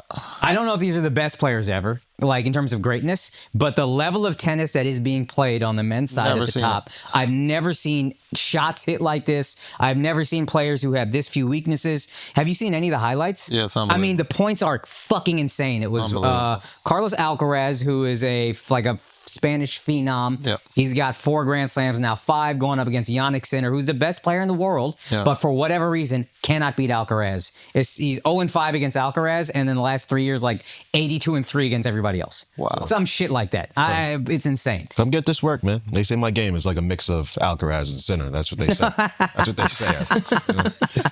You are as Do you think you would beat him the first time you played tennis again? in like it's been like 20 years. Yeah. Do you think you would beat him the first time? Yes. And can I tell you something? I wasn't even that good. I couldn't serve. I was too short. I'm 5'7". Every serve is dog shit. I still think I'd beat him. Come on, man. But he's 5'4", so his serve can't be good. Come on. You know what I mean? It's horrible. I'm Come sure. get this work. Put some money on it. That would be Put some worth money on it. watching. I would watch Let's that. bet on it. All right. I'd put all right. money on it. I I got think we 100 need to on put it. a little stake bet. We need to talk to Steph. Oh, we have an yeah. agreement. Yeah, it's yeah, going yeah, down. Yeah. Let's do that. Yeah, okay. So listen, we also have NBA Finals, right? Oh, yeah, NBA Finals. That's 1-1 right now. Tied up. I guess when this comes out, it will Game be 3 will be game coming on that night, Wednesday. 3. Yeah. Okay. So what are we thinking for that? Man, I hope the Pacers win. I love the Pacers. I think but OKC's got it. I think OKC's just, I'm amazed they lost game 1. But again, I didn't think the Pacers would win the last round. The Pacers are a weird team. They either beat you or get blown out. Yeah, it seems like they it. can also rally. Yeah. Every time they lose, they seem to get blown out, and you're like, now we're coming back to reality. Yeah. And I don't know if it's Rick Carlisle or what. The adjustments are crazy. Yeah. I mean, just like, I think he's one of the best coaches of all time. So who do you think? So what do you think happens? I think OKC wins, but I don't think it's. I doubt myself as I say that because I'm like, dude, I don't know. The Pacers just keep proving me wrong. We got to see what the Pacers do at home. That's for Yeah. sure. We got to see what they do at home. But I wouldn't be surprised. I wouldn't be surprised. Son, this kid Shea is. He's nice. Nice, dude. People hate on him, but he's nice. Don't hate. He's nice. I get it. Like you're like, what is it called? Milk and calls or whatever. Yeah, free throw merchant is what they call him. But still, even without that, he's filthy. And I find it less annoying than from what I've seen. I haven't watched as much this year, but what Harden used to do was so floppy and all over the place. I don't think Shea's that bad. Yeah. He seems to go to the rim a lot. He'll still put it up. He'll try to draw the foul, but not like to an insane degree. Yeah. Not on that Euro shit. Nah, his game is awesome. Yeah. I don't know why I really root against OKC, but they're so good. Yeah, we Top might to have to bottom. give it up to that organization. Yeah. Like they've done an amazing job of building up, rebuilding, rebuilding. Like Yeah. this is All while being cheap. That's the reason they traded, was it Harden the first time? Yeah. They just didn't want to pay for 1 year, basically, of maybe being on the luxury tax. Yeah. And they still keep doing it. Yeah. No, we gotta look into that. Who runs that team? Sam Presti. It's Presti, right? Came from the Spurs. Yeah, he needs some flowers, bro, because Yeah. they've done a phenomenal job. Anyway, Stake is the leader in global betting and U.S. social casinos. Bet on top sports and political events. Use the promo code FLAGRANT for your welcome bonus. Let's get back to our boy Oz. All right. I got it. All right. Come back. Have a seat for me.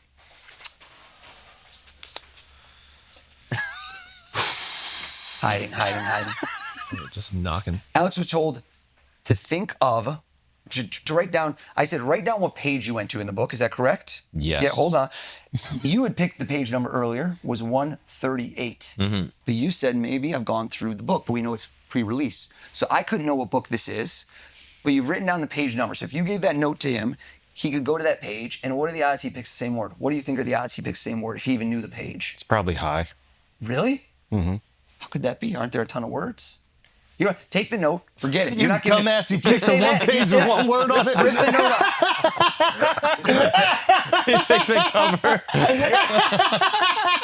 Alexx! Yo, out. Come on! I was gonna let you show it to a cop. Maybe I'm throwing him off. Take the note, rip it into shreds. Rip the Yeah, because I was gonna let you show it to him, but I thought you'd say, no way would he pick the same word. Rip it up, rip it up. And full transparency, I said, make up a word out of your mind that wasn't in the book that just came to you. Is that correct? Yes. That's written up there too? Throw it away. So now we're done. Now, I thought we'd let you go to the same page and see if somehow your mind's connected. But no, now they said it's freaking only word on the page. All right. Look behind you at how many pages are in the book. I won't look. Look at how many pages are in the book. It's fucking up. You did it? Wait. Most books are between 280 and 350. Okay. Is it between 280 and 350? No. Oh, good outlier. Probably went with less. Hide the book. Why you Is say it hidden? that? He would choose that book because he'd I think he probably did a smaller book, try to screw with me. Thank you, Chips. He knows this person who wrote it. Look at that. Familiarity. You picked any book. You challenged me. You went and got any book. Is that correct? Yes. Any book. You went to any page. Bro. You picked any word, and you look stiff AF right now. And you thought of a word. I'm never going to get the word that was in the book. That's impossible. We know that. Andrew's already figured it out. But how could I get all this other stuff? Are your nails painted? I just noticed that. He's calling you gay. Book was less than 280, wasn't it? Yes. Person. You keep trying to look at him. They host a podcast together. Charlemagne the God. Is that who the person wrote the book? Yes. You picked the easiest shit in the world, yo. What the fuck are you doing? Think of the page. Think 150, 160, 170, 180. It was just around 200 words. And then blah, blah, blah, blah. And you flipped in the middle and you went back 3 pages. 91. Is it page 91? Yes. And then do you know what he looks like to me? No You know what he looks like to me? He looks like somebody who's thinking of a word. Yeah. But he also looks like he's trying to hold something. He's trying to hold in a fart. What do you think of the word fart? Get the fuck. Oh, wow. Yo, what the Yo, you readable bitch. Yo, you so readable, yo. And then the ultimate, you ready? We go through his eyes. Imagine when I go through his eyes. We could see him walking out there, picking any book out of the shelf. Nothing written, nothing. Just taking a book, flipping it over, and you said, well, maybe I saw that book before. Boom. Step 1. I couldn't have seen this book before. You just picked any one. Is that right? Was anything set up before this moment? Nah. I didn't pick the page. You picked page 91. I just figured it out. And now, even if we went to page 91, there's a ton of words. So think of all the letters in the words. Count the number of letters to yourself. Just did what you did. Watch. He's quick, though. He's quicker than you, for the record. This guy's a businessman. You counted quick, same way he did it. 3 drums, like three beats. Do you know what I mean? 2 3 beats. 6 letters. 6 letters? Yes. Yeah. You did exactly what he did when he did Jordan. He's still thinking about Jordan, by the way. Stop breaking out. I told him he thought of the letter D earlier, remember? And he said, no, I thought of the A. And I said, I could tell when you switched from the D to the A. Think of a letter in your word. See, you just did the same thing.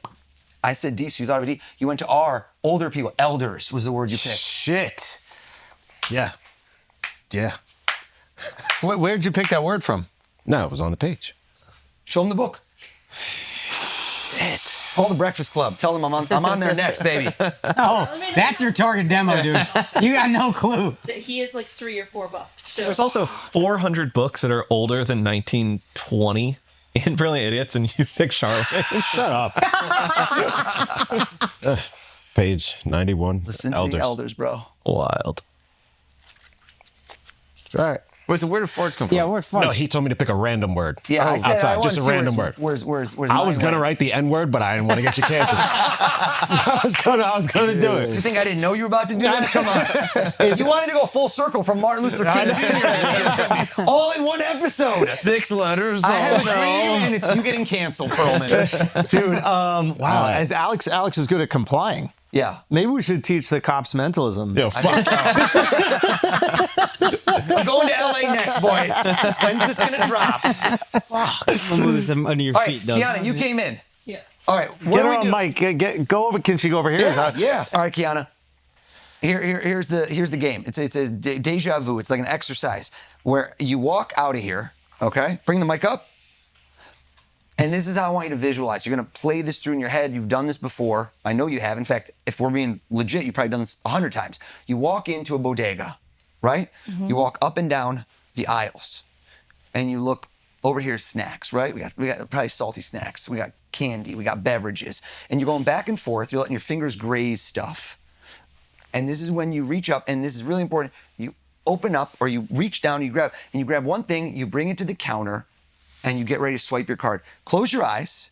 Can you see this playing out in your mind? Can you act this out and see yourself doing it? Mm-hmm. Okay, are you sitting? I want you to be comfortable. Under oath in court, you could swear to God, this was a random choice. Yeah. Is that right? Now watch. Also, for you gentlemen, I like to have a visual. I wanted to bring Scrabble Scrabble like tiles. I forgot them at home. It's not part of the show. My kids have them. So each of you gentlemen, you're going to reach in your right pocket right now. Feel what's in your pocket. Nothing, right? No, Andrew, you're good. You're good.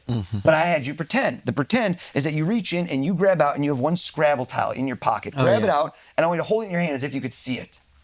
As if you could see it. Ready?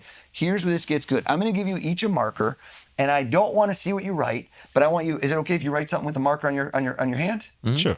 I want you to write down that Scrabble tile, and just for the record, these are consonants. I wanted to make sure they're consonant, not vowels. Is that you? Consonant, it should be, yeah, it's consonant. Vowels cost money. Motherfucker just read me, You bro. thought Al would have known No, what he just fucking read me. consonant was? I was going to write Europe, Australia.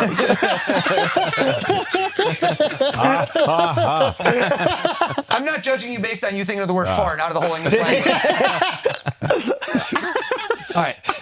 I don't want to see it. Write down your letter in your hand and hold it close. Hold it close. Okay. Is this marker too thick for you? You like the thickness. You like the thickness. I can't see. And I can't see, or can You're I going to see? see at the end. You're going to make Okay, a so word. I'm not gonna This is what see. I told you at the beginning. Remember, full circle. I said the best comedians can take a subject, infertility, and make it hilarious. Okay. That's a gift. Yeah, yeah. And I don't want to see it. Write yours in your left palm so I don't see it.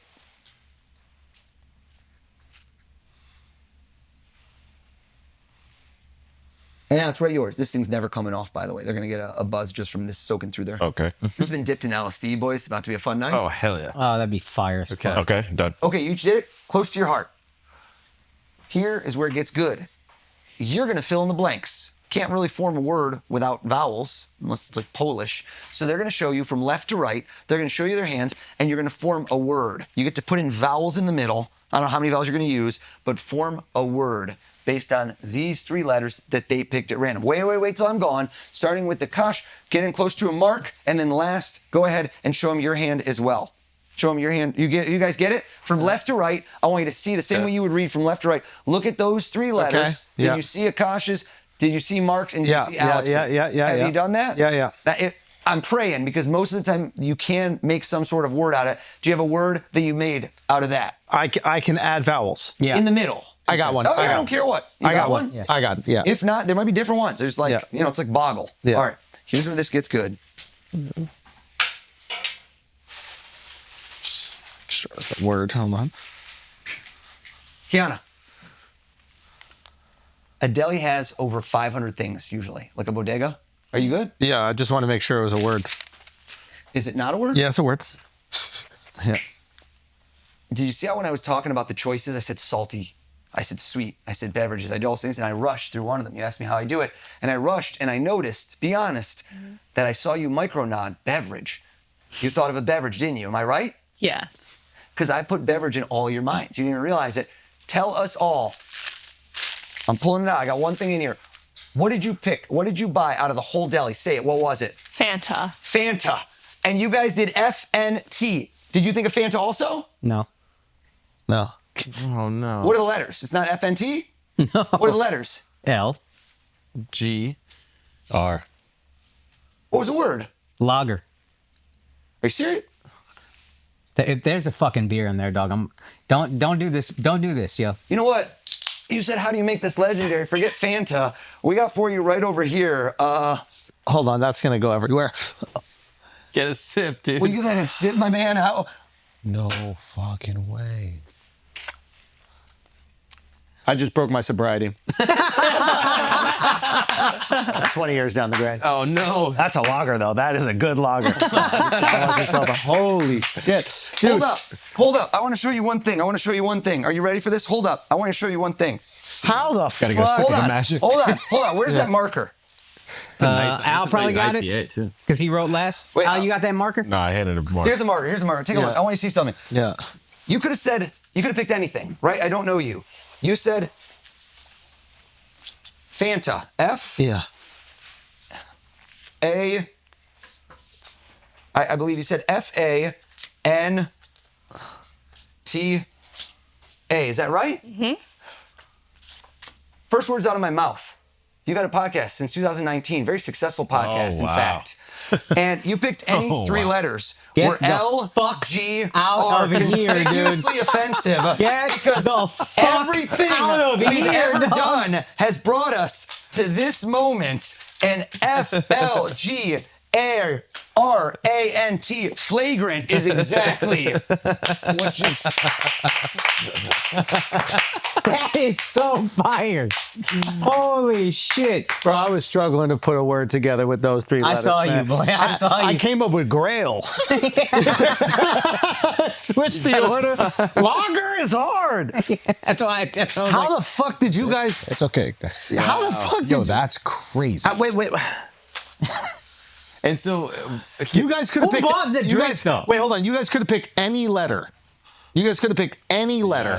Yeah. Why? Oh God. I would deconstruct tonight. Keep going. Your I can't. sobriety is gone. I can't. We can't continue. That one I can't. No, we can continue, please. We can be here all fucking day. That was unbelievable. also Holy 20 years of sobriety, 20 days. Done. I drank last night. I drank last night. Totally No, it's not worth it. Oh boy, that was unbelievable. How'd you get the lager into the unopened Fanta? Who bought the Fanta? Which is missing that part. That was an unopened Fanta. Oh, okay. What the fuck is going on? He's a witch. So you brought the Fanta with you. Yeah, you can have it. It's all yours. I don't drink, but I would love if it was Fanta. I don't drink either. Holy shit. We would have burned this motherfucker back in the day. Yeah, you're alive in a very unique also, time. I feel in happy history. for Alex because he finally let the fart out. It just happened. Finally let it go. I appreciate My you. man, Needed that. you know, needed that. Wow. Holy shit. how many of these? Mark is still thinking about Jordan. By Stop I don't it. know that. It's not even all that. Tell me. You're in trouble, bro. How many of these moves are completely proprietary that you created them? I have a very good sense of how to put things together, right? I call it Fiji water. I can repackage water in a bottle. Shouldn't have made people billionaires, but it did. Why? The feeling you got, the visuals, the images, the whole story, the whole thing. The more you're going to think about that one, I hope you spend a day or two, it's going to get crazier and crazier to think that she could have picked Fanta, you could have picked any letters, all of it combined, all meant to be. I think that that's what's fun about it, is that you don't see where it's going. How the fuck did you guys not pick different letters? That's what I don't understand. Yeah, how'd he get me to the L? How'd he get you to the G? How'd he get you to the R? How'd he get her to the Fanta? You guys just chose whatever letter. You wrote it on your hand, right? Yeah. So I'm telling you, you know what the craziest part is? Would the white woman have picked a Fanta? I don't think so. I think you went to the minority on purpose. Like, first Martin Luther King, then this. Yeah. Frankly, I'm offended by the show. And are you doing a different set? I mean, you have to do a different My set. corporate set and what I do for air quotes a living when I'm doing events is I typically have like an A show, B show, and I don't want to call it a C show because you're gonna be like C show, but it's just different material. Right. But we live in an era where I don't need to change what I do very often. Comedians have a much higher level. Every time of we're like, in a market, yeah. Well, you burn a special, it's gone. But when you come on a pod, like, so you can do maybe a variation of this that has the same tools. Yep. But they have to present themselves differently. Like, I've seen a lot of your stuff, and I haven't seen you repeating But if you don't anything. crack the code, you're down to see him do it twice. I would watch you do this 14 more times, and if it was Fanta, I wouldn't even care. Yeah. Next one's grape soda. What? Hey. That one was great. Okay, Have go. you ever done an effect to someone and they are intentionally obstructive, and how do you handle that? It's always the best. Like I went in one time and I did the Bengals. I did Joe Burrow and the Bengals, which is one of my most viral clips. And he wasn't, this is really funny because the guy hit me up on Facebook Messenger and he told me he was in the grocery store with Joe Burrow. And he's like, I have to share this with you. I was with Joe. And he told me, Joe, we were talking about it. And he goes, oh, I saw this Mentalist. I'm a huge fan of his. Do you remember him? He goes, remember him? He goes, I spent 8 months trying to figure out how the hell he did that to me. And That's awesome. And I thought I knew how he did it.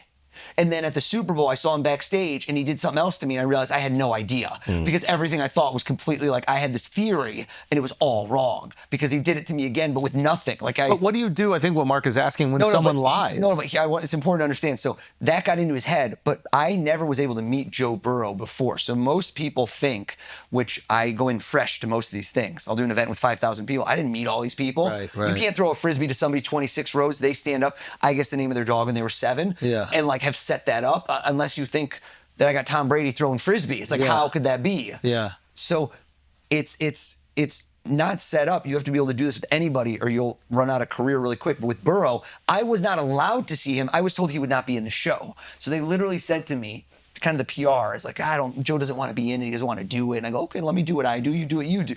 I'm going to get in there. I'm going to get everyone fired up. I'm going to get him excited. I'm going to show that he's the leader. The team wants him to do it. And he's going to buy them. I guarantee you, same way that I walked up to tables at Zia's when I was 14 and people want nothing to do with me 2 minutes later when I'm leaving are like, please stay. Yeah. Right? That's the best feeling in the world. You don't want me, now you don't want to let me go. Yeah. And so that's how you win over an audience, both in entertainment and anything you do in the attention economy. So I got him up, and that was something where I told, when I was on Joe Rogan, he's like, how long were you planning that? I go, 2 years, Joe. 2 years I was thinking how I was going to execute the ultimate football trick, which is quarterback, all my eligible receivers stand up, look at them, look at me, and I tell you who he's going to throw the ball to every time. I saw the Josh Allen. Yeah, the Josh Allen was crazy. Unbelievable. Thank you. Okay, so 2 years you're planning the execution of that trick. So that means right now you are planning a trick that might come to fruition 5 years from now. Yeah, if not 5 years is I don't have that kind of scale right now because I'm so busy. So again, it's knock on what's a good problem to have, but I just have so much coming up. But is there somebody that you're planning a trick for that you can let us know that has been in... Mahomes.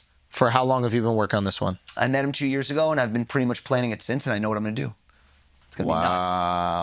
Wow. So viral. And is there a specific thing? Oh, yeah. Okay. Do you have a plan when that's going to come to fruition? I sure, knock on wood, if they see this, hopefully this summer. Wow. Yo, Pat, come on, Flagrant and get Yeah. I mean, holy fucking... I saw a clip, and I think it was you were on the Joe Budden podcast. I was on Joe Budden. And you did you guessed the producer's like nickname for his friend or something when he was... Challenged me, too. He's like, I don't call him that. I go, you don't call him that? He goes, no, what do I call him? And I nailed it. How? How? Elders, see the God. I mean, how? There's a lot of how so far. You know what I do like about what you do? I think what magicians did when we were growing up, and what the Mentalist, we had a Mentalist at a restaurant that we were all eating at, the three of us. Yeah. And we figured out his shit within like 3 minutes. But hopefully it was a lot of like 3 hours for me. They sell this illusion of magic. Oh, this is a mystical thing. We're all connected. Whatever thing they use is like you don't do that, which I like. You You're break like, kayfabe. Yeah. They don't break the kayfabe. Like it's and like wrestling is real. That's what they're doing with a lot of magicians, which is also cool because you want to submit yourself to this. But I think because you don't have the props, it almost makes it more impressive. Yeah. And it's less like I don't have to submit myself to this idea that magic exists. I just submit myself to the idea that there's someone who's really fucking good at reading people and situations and whatever, and that's an insanely unique, cool skill to have. Right. That's and all a I have to say. transferable skill. Yeah. So people always ask me, they're like, were you born this way? And I go, absolutely not. I've learned. I feel like I'm not showing you any love. I keep looking that way. No, Sorry, it's guys. cool. It's cool. Mark's scared of me still. Is there Even something? though he hurt my feelings, like I'm a Copperfield guy, not a mentalist guy. Cut me deep, Mark Gagnon. No, but so I fully, again, not to hype the book, but like I figured out over years because I get asked the same question all the time, which is how do you do this? How can I learn this? And I go, you don't actually want to learn this. And be like, what do you mean? Yeah, I do. And I go, no, you don't. Because let's say I showed you how to, have someone pick a dollar bill and have it be the phone number of somebody I just thought and all this. Well, where would you do that? Well, I really wouldn't do that because I'm not an entertainer. I go, well, what do you do for a living? And I go, well, customer success manager at a startup. I go, great. What would you like to achieve in the next 2 years? I want to get a raise. I want to go do this. I'm going to show you how to do that. And I'm going to make your chances of doing that 50, 60, 70% higher because what is all about relationships, how to read people, how to utilize kind of knowledge for that. Like how do you walk in the room and take charge? The same thing I'm doing, if you could do it in your life, not performing, I assure you would see major results. Yeah, and then the scale of what you do monetarily is probably way higher because a sales company will be like, pay this guy whatever. No, you know what I mean? Well, how do you know when do you approach somebody to ask for a raise? That's such a simple question. But if you go to them on a Monday after they went on vacation, they're all that. Timing is everything in life, something I learned so early on. When do I hold on? You ask me, am I waiting? Yeah, I'll wait 2 years. I'll wait 4 years. But when I do that thing for Mahomes, it's going to be mega viral because it's all about picking your moment. And I think I learned that in the restaurants. I learned that in other parts of life. But that skill applies to everyone and everything. So with the Joe Burrow thing, did you put it off? You got an opportunity before that and you said no? Or No, was it it wasn't just that that the situation. opportunity took 2 years? The opportunity took 2 years, and I also didn't burn it on someone else because I could have tried to. But Joe Burrow is notoriously media shy. Not knocking him, he's a shy guy. If you actually meet him, he's super nice. Very but likable thing, actually. Very likable, but he's just not. I like some that. guys in front of the camera are boisterous. want the spotlight, He doesn't really give a lot off. So when you see him losing his mind, frazzled. He also signed a $275 million contract the day before that hit. So everyone in the comments, my best comment, the one that got run up with like 30,000 likes, was some guy goes, dude, he paid him off. And I go, I wish to God I had enough money to pay off Joe Burrow to do this after his $275 million contract. Mic drop. I was like, I wish. There's no paying him off. Does that frustrate you at all? No, Like, I love that. people trying to discredit. That's the number one thing you could say. For people to say this was staged. That's the biggest compliment. It's the biggest compliment there is. Yeah. And it's also the funniest because I've had hundreds of TV appearances. Have I staged it with every single person? Is it did I find some way to get, a billionaire to do this and Andrew Schultz to do this and Joe Rogan to pretend he gave me his PIN code? Yeah, I use racism to guess things about audience members on stage There it is. sometimes, and they'll accuse me of it being staged, and I'm like, no, I'm just Akash racist. is going to start doing a beverage thing where he goes whiskey, Fanta. I can tell you right now who's picking what. Yeah. He just looked at me on kombucha. It was very offensive. I'm like, I live in Brooklyn, but I'm not Brooklyn, bro. Do you remember the first magic trick you ever learned? 100%. What was it? And can you do it?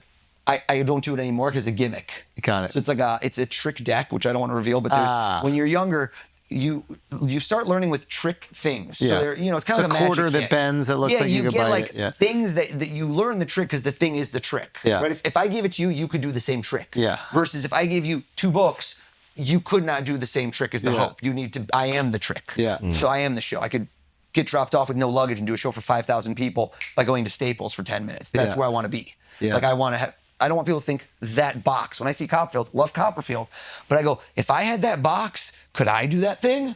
That's the thought that goes in my head. I'm like you. I'm just like you. I want to figure out how the hell it works. Yeah. And that's how I became a mentalist. In recent times, has anyone ever figured out how you did the trick, like right after you did it? If you're on YouTube, it's just like the power of the internet. Somebody will dissect it, but it's amazing because 99% of them are wrong. And they're so entertaining to listen to, but then you always find that one hidden one that has no up likes, and I'm like, yep, that dude knows what's up. Everything right. Like, boom, boom, boom. Here's what you did. Here's what you did. You misdirected them here. This is when you did that. At 2:30, you said that one thing. He knew that, and then and I'm like, yo, this is you know what you're talking about. Wow. So in YouTube, there's enough consolidation of people, but in a show on stage, it's impossible. Okay. Because there's not enough continuity of information. So what I mean by that is on stage, not everyone can look at the same thing at the same time over and over and over and over. Your memories are malleable. Right. So honestly, what I really do for a living is I create memories. And I don't mean that in a hoity-toity like New Age way. Like literally, what I do is create memories. The way you remember this and the way you're going to tell it has been engineered. I've said certain things, I've done certain ways. There's ways that I'm getting you to retell this moment. And certain things get erased and certain things get highlighted. And there's a way you can do that. So you said sometimes you take a long time to develop the trick. Did you watch a lot of flagrant footage to get prepared for any of the tricks you did today? Yes. So you're doing your research. Have you ever mentioned Jordan before? Never. He never has. So look it up. Oh, okay. The internet will find that out. All right. Yeah. All right. How the fuck could you figure out Jordan? Was Jordan the girl with the gigantic tits you always talk about? different girl. OnlyFans? No, not that one. Oh, that girl. Because you keep talking about this girl That with was a gigantic college tits. girl. That was a college okay, girl. yeah. They were Huge. huge. Huge tits. And you always would bring it up. And now it would make sense because you talk about it so frequently. Exactly, Despite being married with a child. I wasn't in college. You know what I mean? I could look in college. I just had a girlfriend back in college. Okay. She has OnlyFans? I think so. Her Yeah. dad missed one volleyball game? One Just volleyball game is all it takes. It's all it takes. You said, have I done my research? Hell yeah, I've done my research. All right, guys, let's take a break for a second. We got to talk about the best coffee and energy drinks on the planet. Black Rifle Coffee, okay? When there's a riot that breaks out in downtown Los Angeles, who do you think the Marines, the National Guards, You think they're drinking some lib coffee? They're not from drinking- Seattle. They're not drinking out of here. Some Starbucks? Antifa coffee? No. Get out of here, dude. Black Rifle Coffee, okay, defending Wamos. If you're out there defending Wamos, do you think you're doing that on some blue bottle? No. Barista coffee with a heart in it. Get out of Not here. happening, okay? Your patriotism relies on one thing, it's caffeine, Yes. okay? This is from award-winning farms. We're not going to mention where those are. Then roasted domestically. That's what domestically roasted. Roast. So the coffee is fresh when it hits your mug, okay? They also just dropped Black Rifle Energy, a new sugar-free energy drink available in 4 flavors. Those coffee beans actually come here legally. So they say. But if you don't have a visa, they say, where are your papers? You say, hey, I have a Black Rifle. And they go, oh, it's fine. You're an American. Thank you. Yeah. Thank you very much. So head over right now to blackriflecoffee.com/flagrant. Use the code flagrant for 30% off your purchase and your first order. That's blackriflecoffee.com/flagrant. Use the code flagrant. You can also find Black Rifle Coffee, energy drinks, and gear in a grocery store and convenience store near you. Now let's get back to the show. All right, guys, let's take a break for a second to talk about your mental health. Just like your physical body needs exercise, your mental health needs maintenance and attention. The better your mental health, the better your physical health, and vice versa. And Talkspace is the #1 rated online therapy, bringing your professional support from licensed therapists and psychiatrists that you can access anytime, anywhere. Life is all about how we are in relationships with one another, and communication is key. Talkspace can help you identify obstacles and create new, meaningful connections. Talkspace makes getting the help you need easy, accessible, and affordable. Plus, most insured members have a $0 copay. Let me tell you more about why I love Talkspace. One, because they were the pioneers of this online therapy. Before that, you would go into some stupid office with fake art on the walls and sit there uncomfortably in the smell of your therapist. Now you no longer have to do that. Nobody thought it'd be possible that we'd be doing this on Zoom. This is the only way people go to therapy. I don't even think therapists have offices anymore. They use a part of their house. You could hear their dog barking. You could hear their wife crying. There are things that are happening in that house that we want to know about. They normalize you and your problems, okay?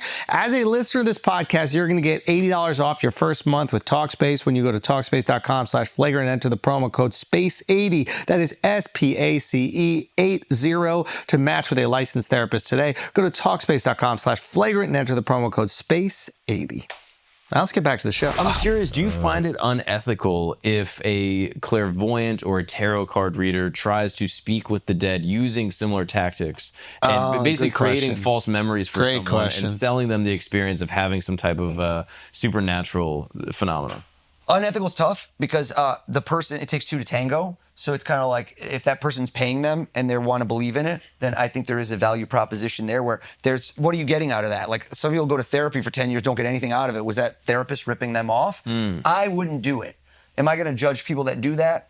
No, but I'm also going to call BS when I see it. And so it's funny because on Rogan, he asked me about telepathy tapes. Yeah, and I've been getting some heat from people who are like, it's real, it's real, it's real. And you're I like, said there's very no clearly, fucking no, way. I said very clearly, I go, I can't speak to whether it's real or not. Yeah, sorry. Let me see who that is. Planted that. I knew it. I knew that would happen right then.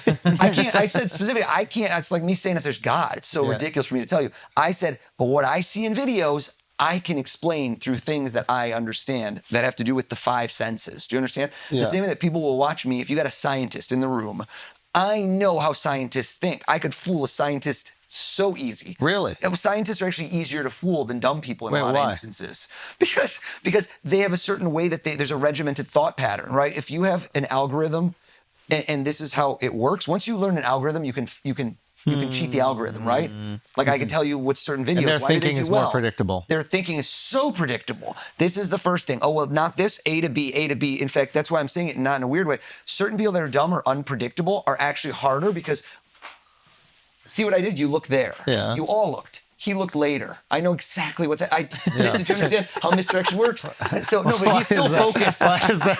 Why he look later? On how I knew elders. Because he lags Fart by was half more a impressive second. than elders. You just said pick a random word and you guessed it. Yeah. But wait. So if you know how people think, the best poker players are unpredictable. They don't. They do crazy stuff at weird moments, and you can't pin them in. So where I was going with this is with the telepathy tapes is. I can't tell you if you're a parent and your child's doing this and you're like, that's an amazing feeling to have hope and joy. And I'm telling you right now, if it works for you, amazing.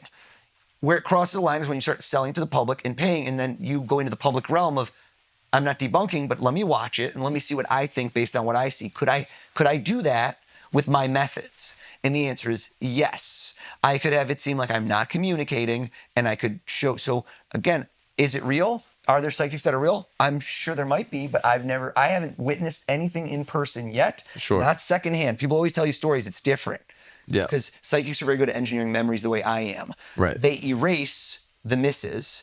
They highlight the hits. Yeah. So you forget all the things that went wrong, right? Yeah. And there's like a recency bias, and there's things that there's just a lot of skills that are involved. The same way a callback hits, the same way comedians take the audience on a journey. Right. So I know what things will be remembered. I know what he's going to talk about. Like, I know what little things a lot of those are planted. It's very clever. Like the way you would do a magic trick and you would, like move a hand here and actually do something here. That's what it's all This about. is just being done verbally. Right. It's verbal misdirection. Yeah, it's really clever. Verbal misdirection, time misdirection, something called dual reality, where people experience things in a different way.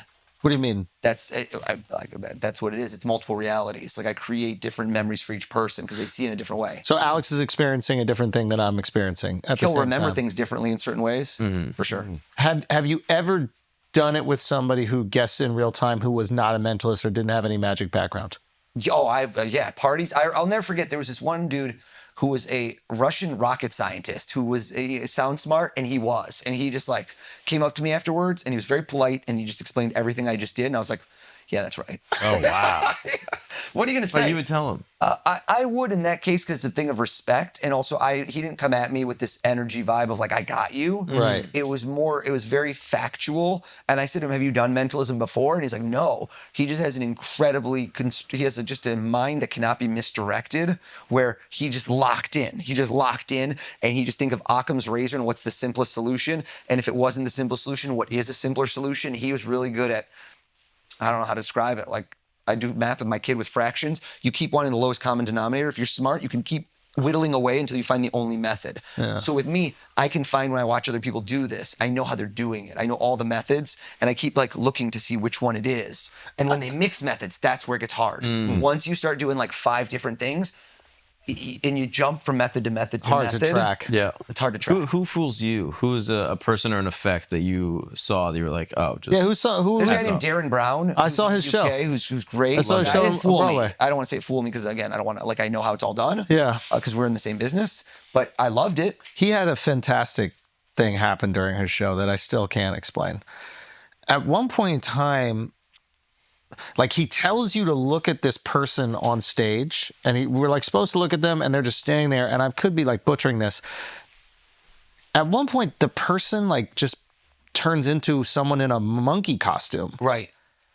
and then they're just there, and he goes, and you guys didn't even notice that they're in a monkey costume. And then the whole audience looks over. They've been on the stage the whole time. Right. Like, how do you garner the entire audience's attention and direct it at one part of the stage and get us to completely ignore the other part of the stage? Right. It was brilliant. And It's amazing. Because before that was going, I'm not leaving that guy. Right. Like, I'm not getting tricked. I'm just staring at that one person on the stage because something's happened. And then they turn into a monkey. Yep. It is a little disappointing how easily led you are whenever you Isn't get that fooled by scary? this. That's the thing that I'm like, oh man, I went to the exact fucking dollar bill he knew I was going to go to. How did I do that? That's part of it, but also the fact that that's how scammers work. So like if I were to switch careers, I could be a scammer tomorrow. I could do psychic stuff, but what do you do when you get? I got a few I'm an guys I can honest introduce con you man. to. Yeah. Alex is like, let's talk offline. I mean, the change breaking scam is like an all time great. Sure. Like, I'm What's sure you're that? familiar Yeah, of with course. this. I don't know if explaining it is, I mean, it's a scam, so I don't know. Yeah, I don't think explain it's it. Yeah. I mean,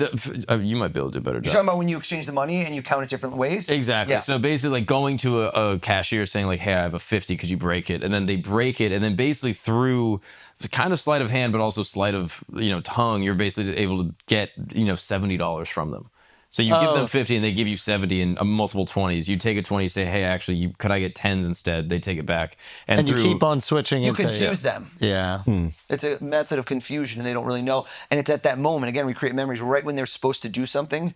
You shift their mind, and your mind can only focus on one thing in a certain way at the same time. And all this money is out, and they're not sure which is yours and which is Exactly. theirs. Do you have a background in hypnosis at all, or do you just sort of understand? I don't do hypnosis in my show, but I've done hypnosis. Oh, really? Yeah. How hard was that to learn? Very easy. Really? What I used to do, I had this weird thing in high school, I did a project. Can you try it to it? Are any of us I'm not like compliant it. enough to do it?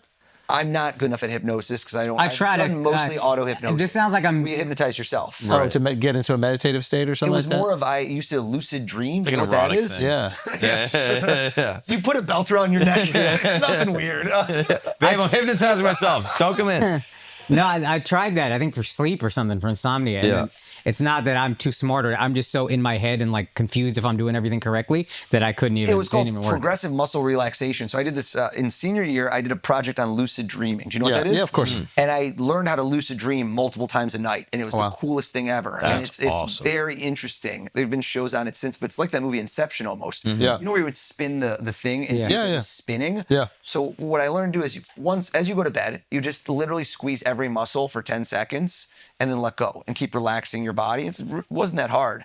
And you would tell yourself, getting more tired when I count back. And you count in your head and you do this for like 3 or 4 minutes. And then the last thought before you go to bed is the one that slips into your subconscious. And the way you can feel, it's called the hypnagogic stage, is if you put your arm up while you're sleeping like this, it's when you jolt. Do you ever do that next to your wife? You just jolt and she feels that you were sleeping or you're watching a show. If you can control that jolt, because your arm will fall and you'll feel it, right then, if you can tell yourself something as you're going to bed, it slips from your conscious to your subconscious very effectively in those last few seconds because you're in that state with your brain. And so what I would do, this is a weird thing I did in senior year, is I would check my watch, OCD style, all day, every 2 or 3 minutes during the day at school. Every 2 or 3 minutes, I would look at my watch, and after about a week and a half of doing it, in my dream, I started doing it. And so in your dream, if you look at your watch, you look away and you look back, there's all different ways, it's always a different time. So in your dream, I would now go, I'm dreaming. And I try not to wake up, because usually if you feel it, you wake up. But if you got good at it, and I used to be able to do that 5-6 times a night and do crazy stuff. So it got erotic, yeah. I've had some lucid dreams before. And what I thought was interesting is that I don't have complete autonomy in some of them. Right. So I've had the one where like I'm dreaming, and what I would do is I would just like pinch myself, because that's what I always heard. I was like, oh, if you pinch yourself, you'll wake up. And I would pinch myself, I'm waking up and be like, oh shit, am I actually dreaming right now? I am dreaming. And I remember distinctly one, I was like, I think I can fly. And I flew. Yeah. I think I can make things grow. And I made them grow. And it was pretty awesome. And then I've had ones where I was like, I'm dreaming right now, but I was too scared to jump off of something and use the powers. So, which is just like being alive, which is kind of boring. Right. You know?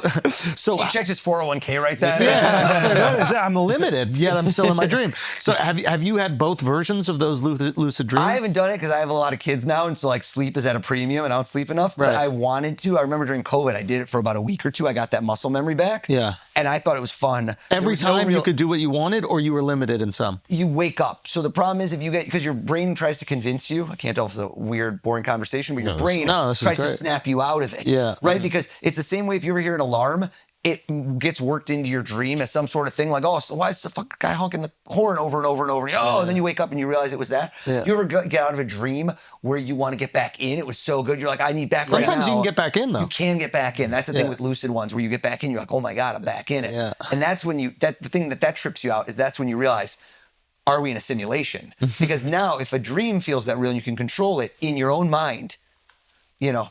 What is this? Yeah. You guys took the mushrooms too, right? Yes. Yes. We all took the mushrooms. Yeah, the hypnosis thing I find really interesting. I read this book, Reality is Plastic. I don't know if you're familiar with it. I think I've seen it. I haven't read it. Well, there's a few that I want to ask you about. Also, the Full Facts of Cold Reading by Ian Rowland. That's a great book. I know Ian. I mean, it's so cool. But wait, can I pee real quick before we get into this? And we're back. Okay. You were talking about... Yes, I cleaned up the money. Thank you. Akash was trying to steal it all.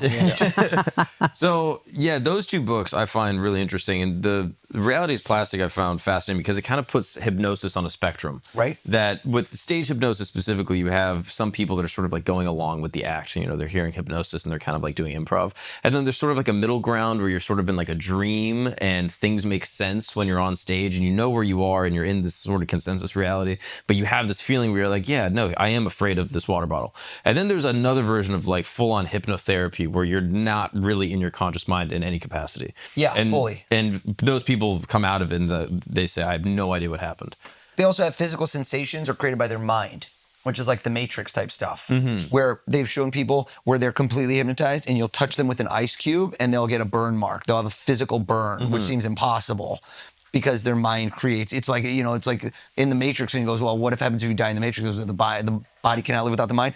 And they'll get a burn because they think that they're being burned with a hot poker with an ice cube. And it will physically show up, or will be the sensation? I've seen that. I mean, I haven't seen it in person. I've seen some of the funniest things, some of the funniest shows I've ever seen in my life, even blow away stand-up comedy, are really good hypnotists. Yeah. I think I was 17 and I went to Windsor. I lived outside of Metro Detroit. Yeah. And this is a hypnotist that I knew. It was like an X-rated show. They let me in. And he had a guy on stage. I'll never forget this as long as I live. I was in the front row. The guy on stage is wearing like khakis and he's very buttoned up, you know, like a corporate guy. And you did not expect this from him. And he had balloons next to him and he kept saying, "You're pregnant."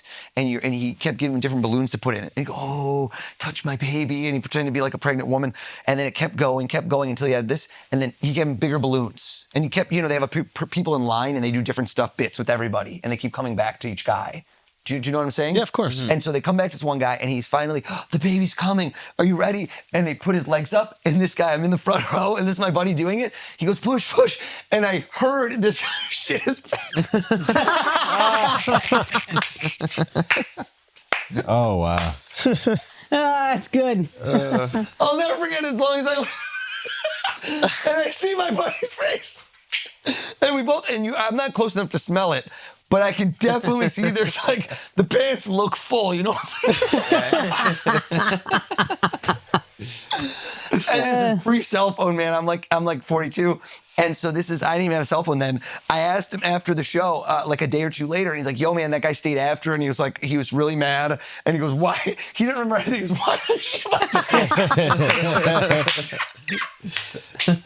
One of the single, top 5 funniest things I've ever seen in person in my entire life. I'll just never. Yeah, the hypnotism shows are incredible. And there's just the noise, like a wet, like a grown man pushing on stage. Why do you think that's not a bigger art form?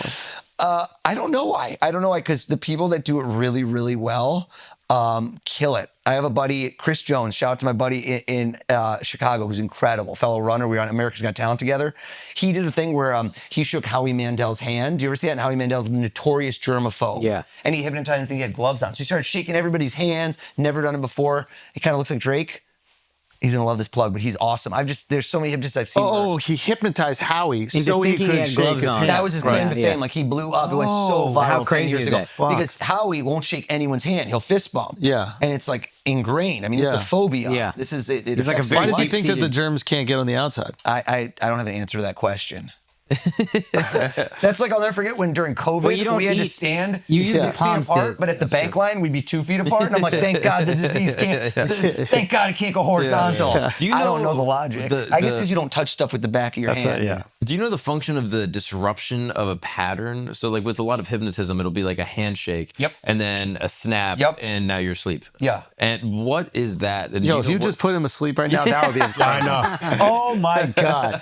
Tell us all the tricks. Open my eyes. I'm like, Wait, you're saying go. But do you know what is happening there on a I hypnotic wish level? I'm not nearly Yeah, I know this attuned is- enough to this is hypnosis. your Not like thing. my field of specialty. Versus He's I just could so have people, excited to I have have friends that anyone on, know like- this that could like go into major depth on this subject because Yeah. they know what it does and what it does. Some of it actually affects your brain. There's actually a jarring level of you move and that there's a force to it. That quick induction techniques like that. Mm-hmm. But I think some of it's fake. Mm-hmm. Really? Some of the videos on the gram. Yes. Really? Yeah. Who does it? You have an incentive structure that's aligned where let's go viral together. Some of it's real, but I've seen some where you almost want them to open their eye and go like give a little wink, you know? Right. But most of it's real. When the incentive structure is not aligned, right? When That's somebody's when on you believe stage it. And they shitting desperately their pants, Yeah, exactly. typically not. Yeah.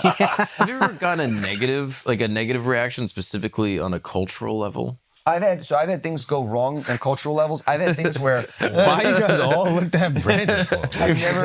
Like, have you ever done a trick for like a Caribbean person, like a West African person that has voodoo in the culture, and I've not done they're that, but I angry? used to do a lot of stuff for the mafia.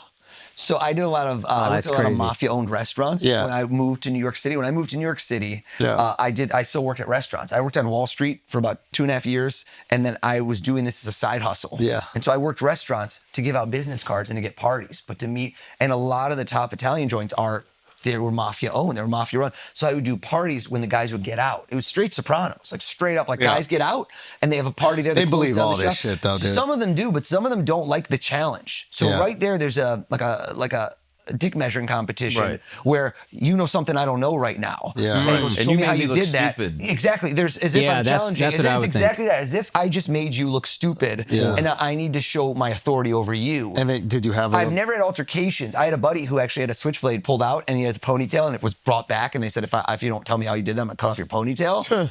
Which is a crazy story. Mine, I'm always able to get out of it because of humor. Like I can rib, I can roast, I can self-deprecate and find a way out of it and misdirect.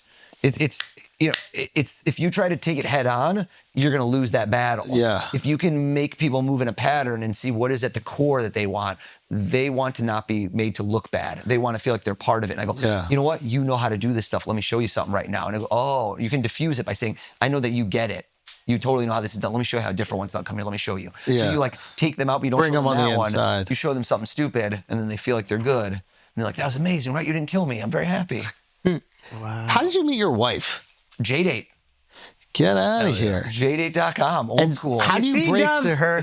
Yeah. How do you like tell her? Old school. Oh, I had the best profile ever. No, but I mean old school. Like now, like if it's not Tinder, like we didn't even. There were no swiping back then. I had the best profile ever because I had quit my job and I was working, but I wasn't really successful yet. You know, this wasn't like I've been on TV. Yeah. So I go, I workshop this. I was like, quit my job quit my job in finance to pursue my dream and open my own business in the entertainment industry, which sounded either like you're a porn star or I don't know what. And it was really flowery and sounded great. And then when she met me, she's like, so what do you do? I'm like, I'm a magician. She's like, no, but seriously, what do you do? I'm like, no, for real, I'm a magician.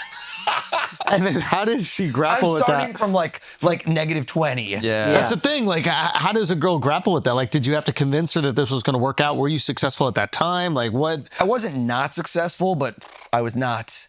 The other amazing part It's about hard to this see the upside, is I got probably. adult braces, which is really a panty dropper a by tough itself. But I got them off 3 days before I met her. Got So it. I've literally looked at my children, and you remember like in Back to the Future where you see the photo disappear, like the photo, I'm like, all of you, if I had just had them on for 5 more days, none of you would exist.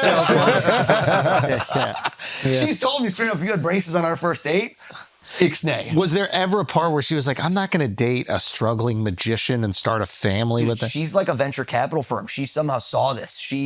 I put this in the book. Like I tried to dump her, which was the stupidest mistake I ever made in my life. Wait, why? I'm just immature. I wasn't like, I'd been in a relationship from college sweetheart, and then I'm going to another relationship, and I'm like, I'm in my 20s. I can't get locked down like this. Meanwhile, I had a winning lottery ticket. I just didn't know it.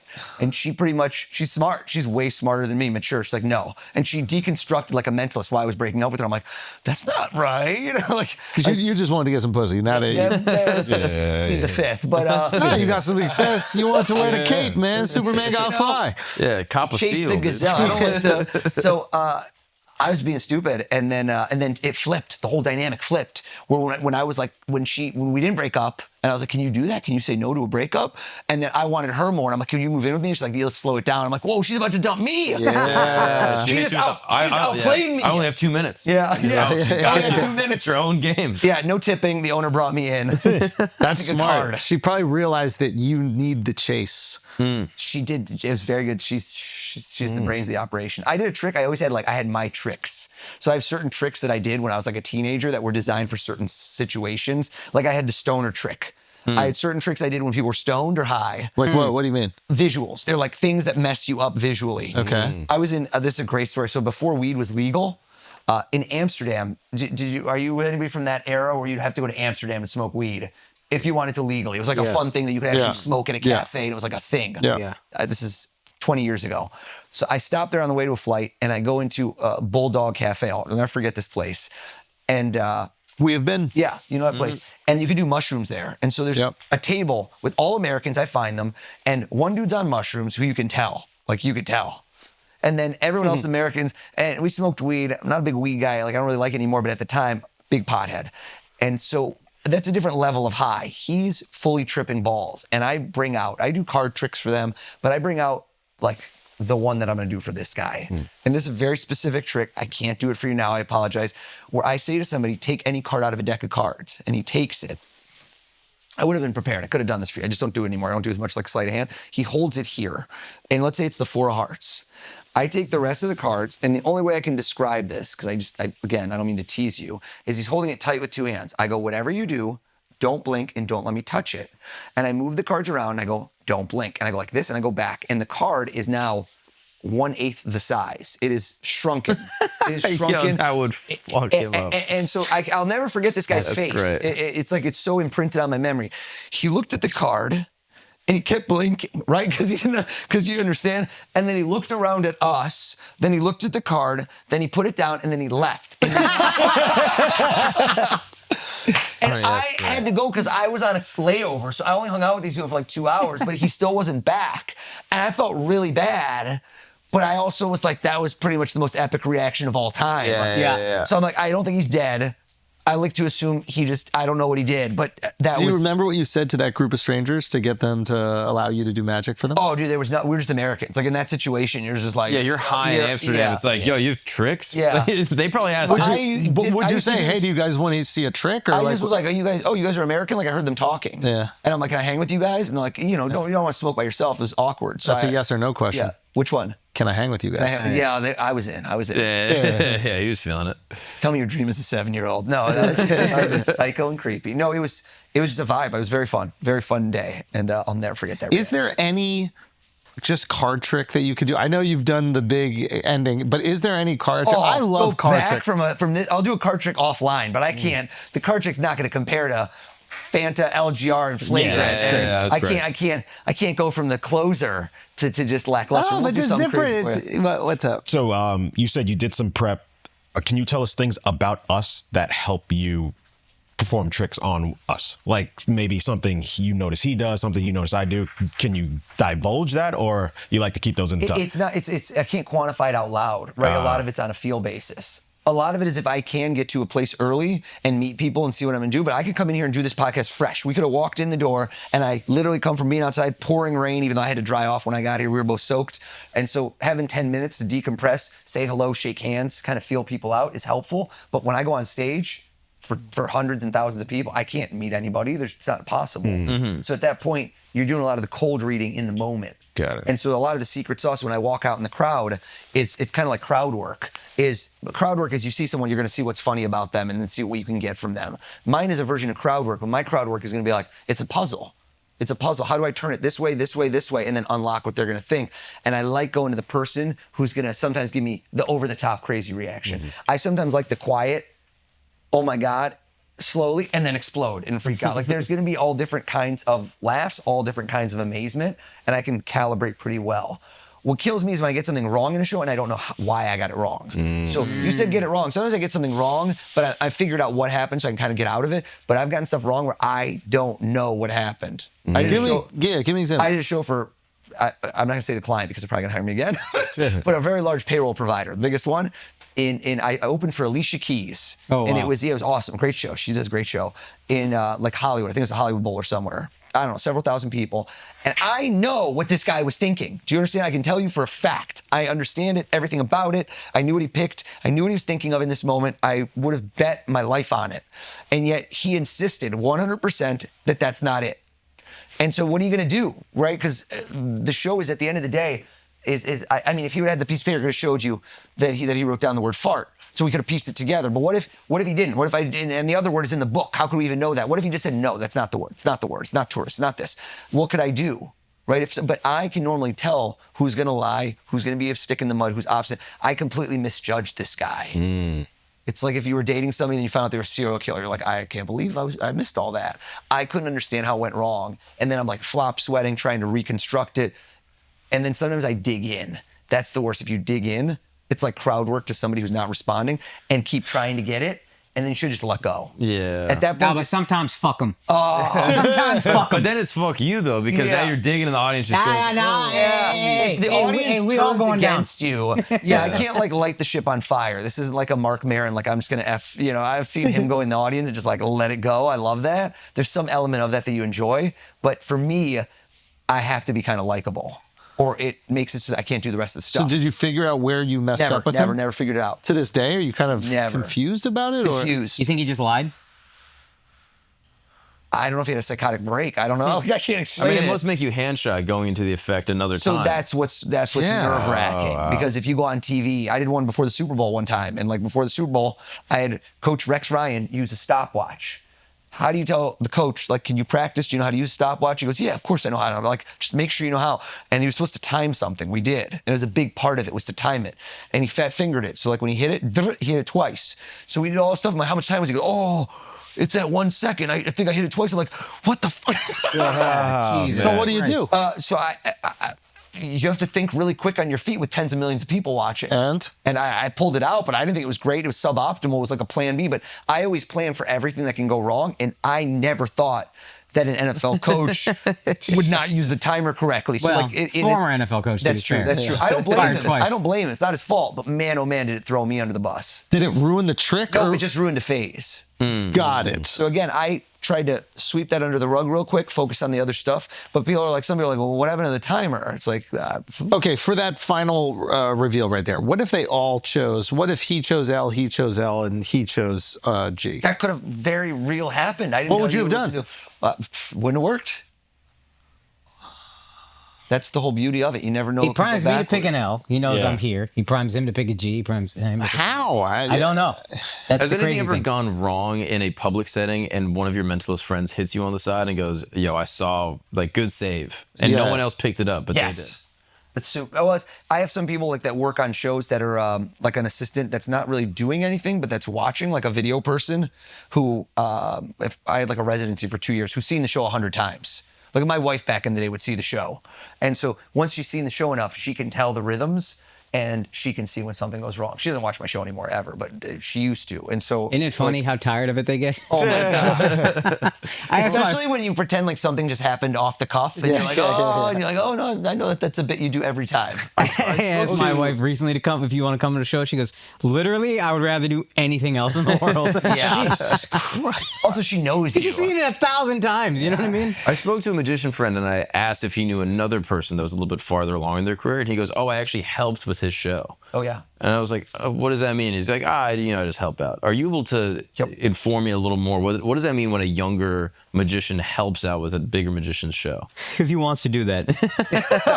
Is this a interview right now that we're having for a job? Well, like the internal dynamics of comedians is very obvious to me because I've been in the game so long. You But can for punch it magicians, up. how does it work?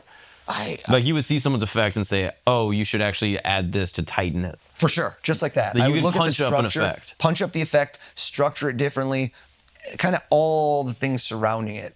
So I'm a big presentation-based guy. So when I go on, like I was on ESPN this morning, and I go on, and the whole thing was themed around the fact that it's the NBA playoffs, it's the finals. I'm not going to go on ESPN and do, no offense, like a trick about Fanta and Scrabble tiles. It doesn't make sense. This came together for you. It was a custom designed piece. It makes it interesting, right? And stuff that's a little more risque in this room versus if I go for a corporate. So I would watch and see what's the story you're telling. Because most people that do what I do, and the reason that they can't really get to a certain point is because their end of their show is always look at me and what I can do. Yeah, it's not about the audience. Cool. It's not about the audience. So when you make it about the audience, you can expand your reach. That's why, like, I've been on CNBC several dozen times. Nobody ever, no other magician or mentalist ever has been on that network. How can that be? It's like one of those crazy things that doesn't make sense. You'd always think there'd be outliers. It's not just because I worked on Wall Street. There's other mentalists who've worked on Wall Street. How long did you prepare your Joe Rogan trick with the envelope? And then how long do you prepare this flagrant thing? Is this like to decide which No, podcast? no, I'm just curious. No, we know the answer to that. Yeah. Love you, Charles. The Rogan has been in the back of my head for several years because I have been assessing Joe, and I also listened to that podcast for a really long time. Big into the alien stuff. I've listened to you guys for a while too, for the record. But it was more of a, what would I do with Joe if I got in that room? Also, this is so much easier because there's 4 of you. Yeah. One-on-one is brutal. Yeah. It's brutal. Nothing to play off of. There's no, Can't there's decentralize the nothing to play information. off of. There's no, it's a stone wall. You can't distract You us. can't, there's no setup. There's no, like, I got there and there was 0. You can't do anything. It's like, we got in there, get in the studio. Like, you know, so. Oh, wow, okay. So, I mean, not in a bad way. I'm not saying it was mean. It was just, there's no foreplay. Yes. So you can't really learn a lot beforehand. very little. Right. My interaction with Joe was minuscule before we were on air. But the idea about the ATM PIN code happened potentially years ago. Yeah, I mean, I do that a lot though. The ATM Yeah. pin code. Oh, okay. But I It's showed him, I you haven't explained to him seen how the to. end of that, maybe. He got gives him an angry envelope at the because- beginning of the I episode. saw the clip. Yeah. The 14 is crazy. He doesn't believe that he gave anything away by what he said. I didn't want to be confrontational. I'm like, that's what I do. I reverse engineer. So in a lot of instances, you're like, you couldn't reverse engineer. I'm like, yeah, you could though. Because if I suddenly told you how many 6-letter names are there that could be for a female, but that could also be for a boy, because he was confused when I said, look up how popular this name is. And he goes, well, it could go either way. Now there's a much limited set of names that could be, is it Pat? Is it Patty? Is it like, there's all different ways. And now once I knew R and D, which he doesn't believe, but I knew the D, I figured out the R 6 letters. If you literally put it in a computer, there's 6 names at that point. And now you could stack which ones are the most popular. How do I do it? People don't believe it, but I figure things out. It's not a psychic power. Can you turn this off? I usually don't have it on. It takes... Okay, let's say hypothetically you have 5 kids. You ask your oldest, like, oh, did you brush your teeth? Yeah. And they lie. Oh, I know if they're lying, easy. And then do you point it out? Yeah. Oh, yeah. Oh, okay. Yeah. So it's always on. I think most parents know that. Yeah. Can't you tell? You can tell their rhythms. You can benchmark people pretty easy. Mm-hmm. That's like part of my book is how do you, because the best way to analyze is I can't just right now say, all right, tell me everything. Yeah. Tell me how you do it. You can't, because you have to compare people to themselves, not to other people. Anyone who tells you otherwise goes, NLP, you look up here, this does this, it's flowery, it's not true. It's the same with like a lot of body language reading. Yes, there's patterns, but once you know how it works, you need to compare people to themselves. Right. Do you understand? It's the same way that blood doping. That's your baseline. You have a baseline. You have to have a baseline. And the more time you're around people, that's why I told you the Rogan was hard. I wasn't around him that much. And I needed to hook people in, because that's a long podcast where I felt like if I don't do something cool at the beginning, people go, I don't know who this guy is, boom. Next. So I need to hook you in instantly and have you stay around till the end. Your new book, Read Your Mind, comes out October 28th. Damn, are you reading my mind? Yes. Can you pre-order it now? Is that available for pre-order? And then is it your website? What is My the best website. place? Okay. Everywhere. It's Oz the Mine Mentalist. looks like Oz. It should be Oz. It's Oz. OzPearlman.com. Got it. So it's OzPearlman.com, but everything go on social. It's at OZ the Mentalist. That's where all my stuff is. The book itself, is it... Obviously, you're not divulging this information. Are you showcasing how it can be helpful for you in your life? I call it Proven Habits for Success. So it's more self-help, if you will. If you were to take that book, How to Win Friends and Influence People, which is honestly one of the best books I've ever read in my life. And I'm not saying that book is dated. It's terrific. Everything it does still stands to this day.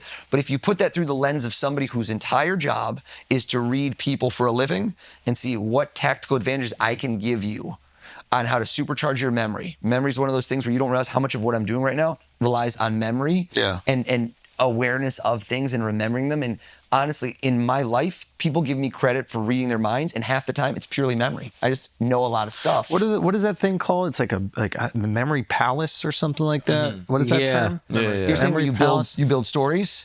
I don't know if that's what it is. Memory palace, like moving through a physical space and then ascribing different ideas to rooms in order to memorize. So you can do that. That's is that more what you're doing or no? My stuff is that's so much more complex. I like to dumb it down.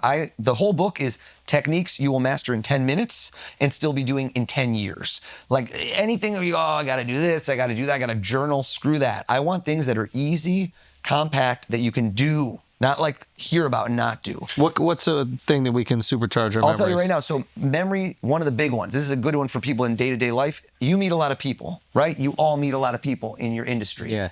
How often have you met somebody and 3 seconds later, you don't know their name? 99% of the time. Right? And so it's very awkward. In many instances, you can avoid it and be like, oh, my guy, right? Yeah. Or you try to find somebody near to like introduce, be like, oh, this is Andrew. And you're like, nice to meet you. You're like, nice to meet you.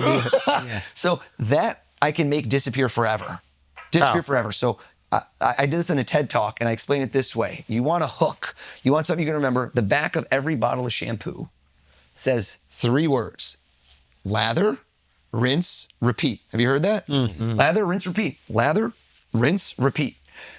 Here's what I call it. I call it listen, repeat, reply. Remember that. Listen, repeat, reply. The first reason that you are not remembering someone's name has nothing to do with memory. You never knew it to begin with. You're not even listening to it. I just want to get the handshake right. So you got to get the handshake right. That's key. But you miss web to web. What's fucking done. And you've got an L written on your hand right now. There's, dude, I got a woman's hand. It's just a whole fucking. There are short fingers, but you have other good attributes, Akash. Don't put yourself down.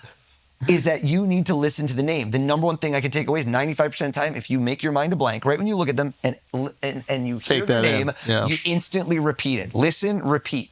So I go, Alex? Is that Alex? It's so funny. So right away, I say the name twice more. And if you can, at that point, Alex, great to meet you, Alex. You say it twice, your chances right away of forgetting it have already gone down by about 90%. Wow. So right away. And if you can, listen, make your mind a blank. Do not think about what you're going to say next. That's what everybody does. You're jarred. Listen, repeat the name at least twice, and then reply. Reply is some sort of hook. So one of the big ones is a compliment. Be like, Alex, man, I love that necklace, Alex. Where'd you get that necklace, Alex? You say it 2 more times, and now you connected it with something physical. Alex with the necklace. Now, I'm not trying to remember your name for days, but I will remember you for the next 10 or 15 minutes. Another good one, compliment is one. How do you spell it? Akash. Is it A-K-A-S-H or double A in the middle? Akash. I don't know a lot of Akashas that spell it that way. Now I've got the spelling. Yeah. Or the third one is you create some sort of connection where I'm like, Mark, dude, that's so funny, man. My sister's husband is named Mark. That's so hilarious. Yeah. And I go, my sister's husband is not named Mark. Total liar. But now I'm going to remember you. Like, you do something, and this is a trick that I've shown it to people for years. And if you just try this today with somebody, you'll see right away, you don't forget their name. You will remember their name for the next at least 10, 15 minutes, typically for the next few hours. And that will get you out of that social situation. Gets you out of that situation. And then a lot of other tricks on how to read people effectively, how to time things, how in those situations, same way in a restaurant, how I learned to know what people are thinking and use it to your advantage. How do you do that at home? How do you do that in relationships? Yeah. I'm so curious with this like opening statement. The opening statement's the biggest one. I think that's massive. Do you talk a lot about that in the book? I think that's so interesting. I think that's great for just socialization in general and like building momentum in a social environment. I think a lot of people like can get crippled. Like I remember just being younger, you're going out for the first time. If I walked up to a girl when I first walked into a bar, even if it didn't go well, I just got the monkey off my back. Yep. It was so much easier for me to socialize that. But if I just held up the wall for about 15, 20 minutes. You're locked in that, you're frozen. Exactly, yeah. So it's like building that social momentum is so crucial. And just having little tricks of the trade to help with that. Wow, that's really great. I like that idea of not imposing yourself on a group of people, not only through body language, but even the way that you're talking. And not creating these like yes or no questions. What was it? Was it open-ended? Something that gives and giving people value. What was it? It was like dopamine, curiosity, and open-ended, right? Right. Can you give another example just in life? It doesn't have to be with magic trick. It's like what would be? You're walking up here, you see a group of us in a park or something like that. You just you're in a new country. You want to say hi, maybe meet some friends. What would you say? So you mean just an opening line? Yeah, I know you're reading people in the moment, and obviously it will change. I don't know. For social situations, I always like to point out the obvious. So if you're in a situation, think about this. Why is it that if you're in an elevator, right, especially if you're in Manhattan, you'll never talk to anyone? Nope. But if that elevator gets stuck, we're chatting 5 minutes it up. later, you're best friends, right? Everybody knows that. Why is that? Or you're in a subway. Why is there this release that when everyone's in a situation together, we now open up socially, right? There's some sort of thing that changes in us. Why didn't we say that before? Is it because of the time limit? It's because we were only going to spend 20 seconds in the elevator, and now we might be in there for 2 minutes. That we're like, oh man, can you believe this crap? Oh, where did you? Like, you open up to those people. There's something about it. So I think there's something to be said where if I've been at a lot of environments with other parents at a school, and it's like, you don't know these people. What are you really going to say to them? And I think you just go in there, and rather than do the regular small talk, oh, what's your kid? What's your this? What, like, if you can say something that nobody's really thought of about the school and be like, I absolutely love this about the school. How do you feel about that? And it gives you something to run with, and it's positive. I try to go with positive energy rather than negative energy, because that's typically what I do. I try to point out positive things and give open-ended to see if they agree. And if they don't, well, we have some fun riffing there too. Right. But that's what I've done rather than just, hey, what's your name? Where do you work? What do you do? Like, I don't want to ask, then they ask me what I do, and I don't want to go down that path. I try to avoid as much as possible. I can see that. Yeah, I've heard that asking really finite questions is challenging for people, and that asking open-ended or time-based questions is actually more helpful. So instead of asking you, what's your favorite movie? Right. Saying, what are some movies you like? Or what is the most recent movie you've seen? Yep. Is typically easier for someone to answer and like creates more lubrication socially. That's a time-based question? Like, what is the most recent movie what's the first movie that made a big impression on you? That's a good one. And so it can create like a little bit like less apprehension where it's like your favorite movie. You're just sitting there like, man, I don't know. And then it just creates like a kind of like a The stallment. barrier a little bit. What if you're starting a show? What would your opening line be when you start a show? Well, my opening line is pretty much is acknowledging the fact, the obvious statement between me and the audience, which they'll see my sizzle reel, my hype reel. Yeah. And I go, I see it. And you know what? I'm calling BS. Like, I just want to, everyone in the audience sees this. And what do you think? There's no way this is right? I can't read minds. And that's why I say I can't read minds. I read people. That's what you said. Like, if you're going to have all this flowery language, you're not going to break the fourth wall. I'm going to break the fourth wall and say to you, I learned how to do this. I've trained myself for years. This is a skill, not some sort of ethereal gift. Light didn't shine upon me. I've taken a set of skills and I've developed them, and a lot of them are transferable to other people. And it's kind of like music. Some people are incredible at playing the guitar or the piano. They have an innate gift, but it's not supernatural. Jimi Hendrix could do that. So the same thing applies, where people could do what I'm doing, but most of them won't put in the time, get through the hard bumps, because I wasn't as good years ago. I can assure you, if you would have seen it, things would have gone wrong. And like, it's really tough to get over when you screw up a lot. That's why there's less mentalists. There's more magicians. Because of exactly that reason. He can tell you, magic tricks, if you practice them endlessly, they typically work. You can perfect them on your own. Mentalism, what I just did for you, like the thing with the flagrant, I've never done before. I've never, ever done that before, and I will never do it again. So all of it was thought out in advance, and it wasn't really practiced on anybody. I just practiced it in my mind over and over and over. Thank you so much, brother. That was amazing. Go check out his new book. Thank you so much. Coming out. Go or pre-order it right now. Read Your Mind comes out October 28th. Thank you so much, brother. Thanks for having me. Thanks for having me. Flagrant. Great That was job. great, dude. Thank you so much. Bro. A blast. This is awesome.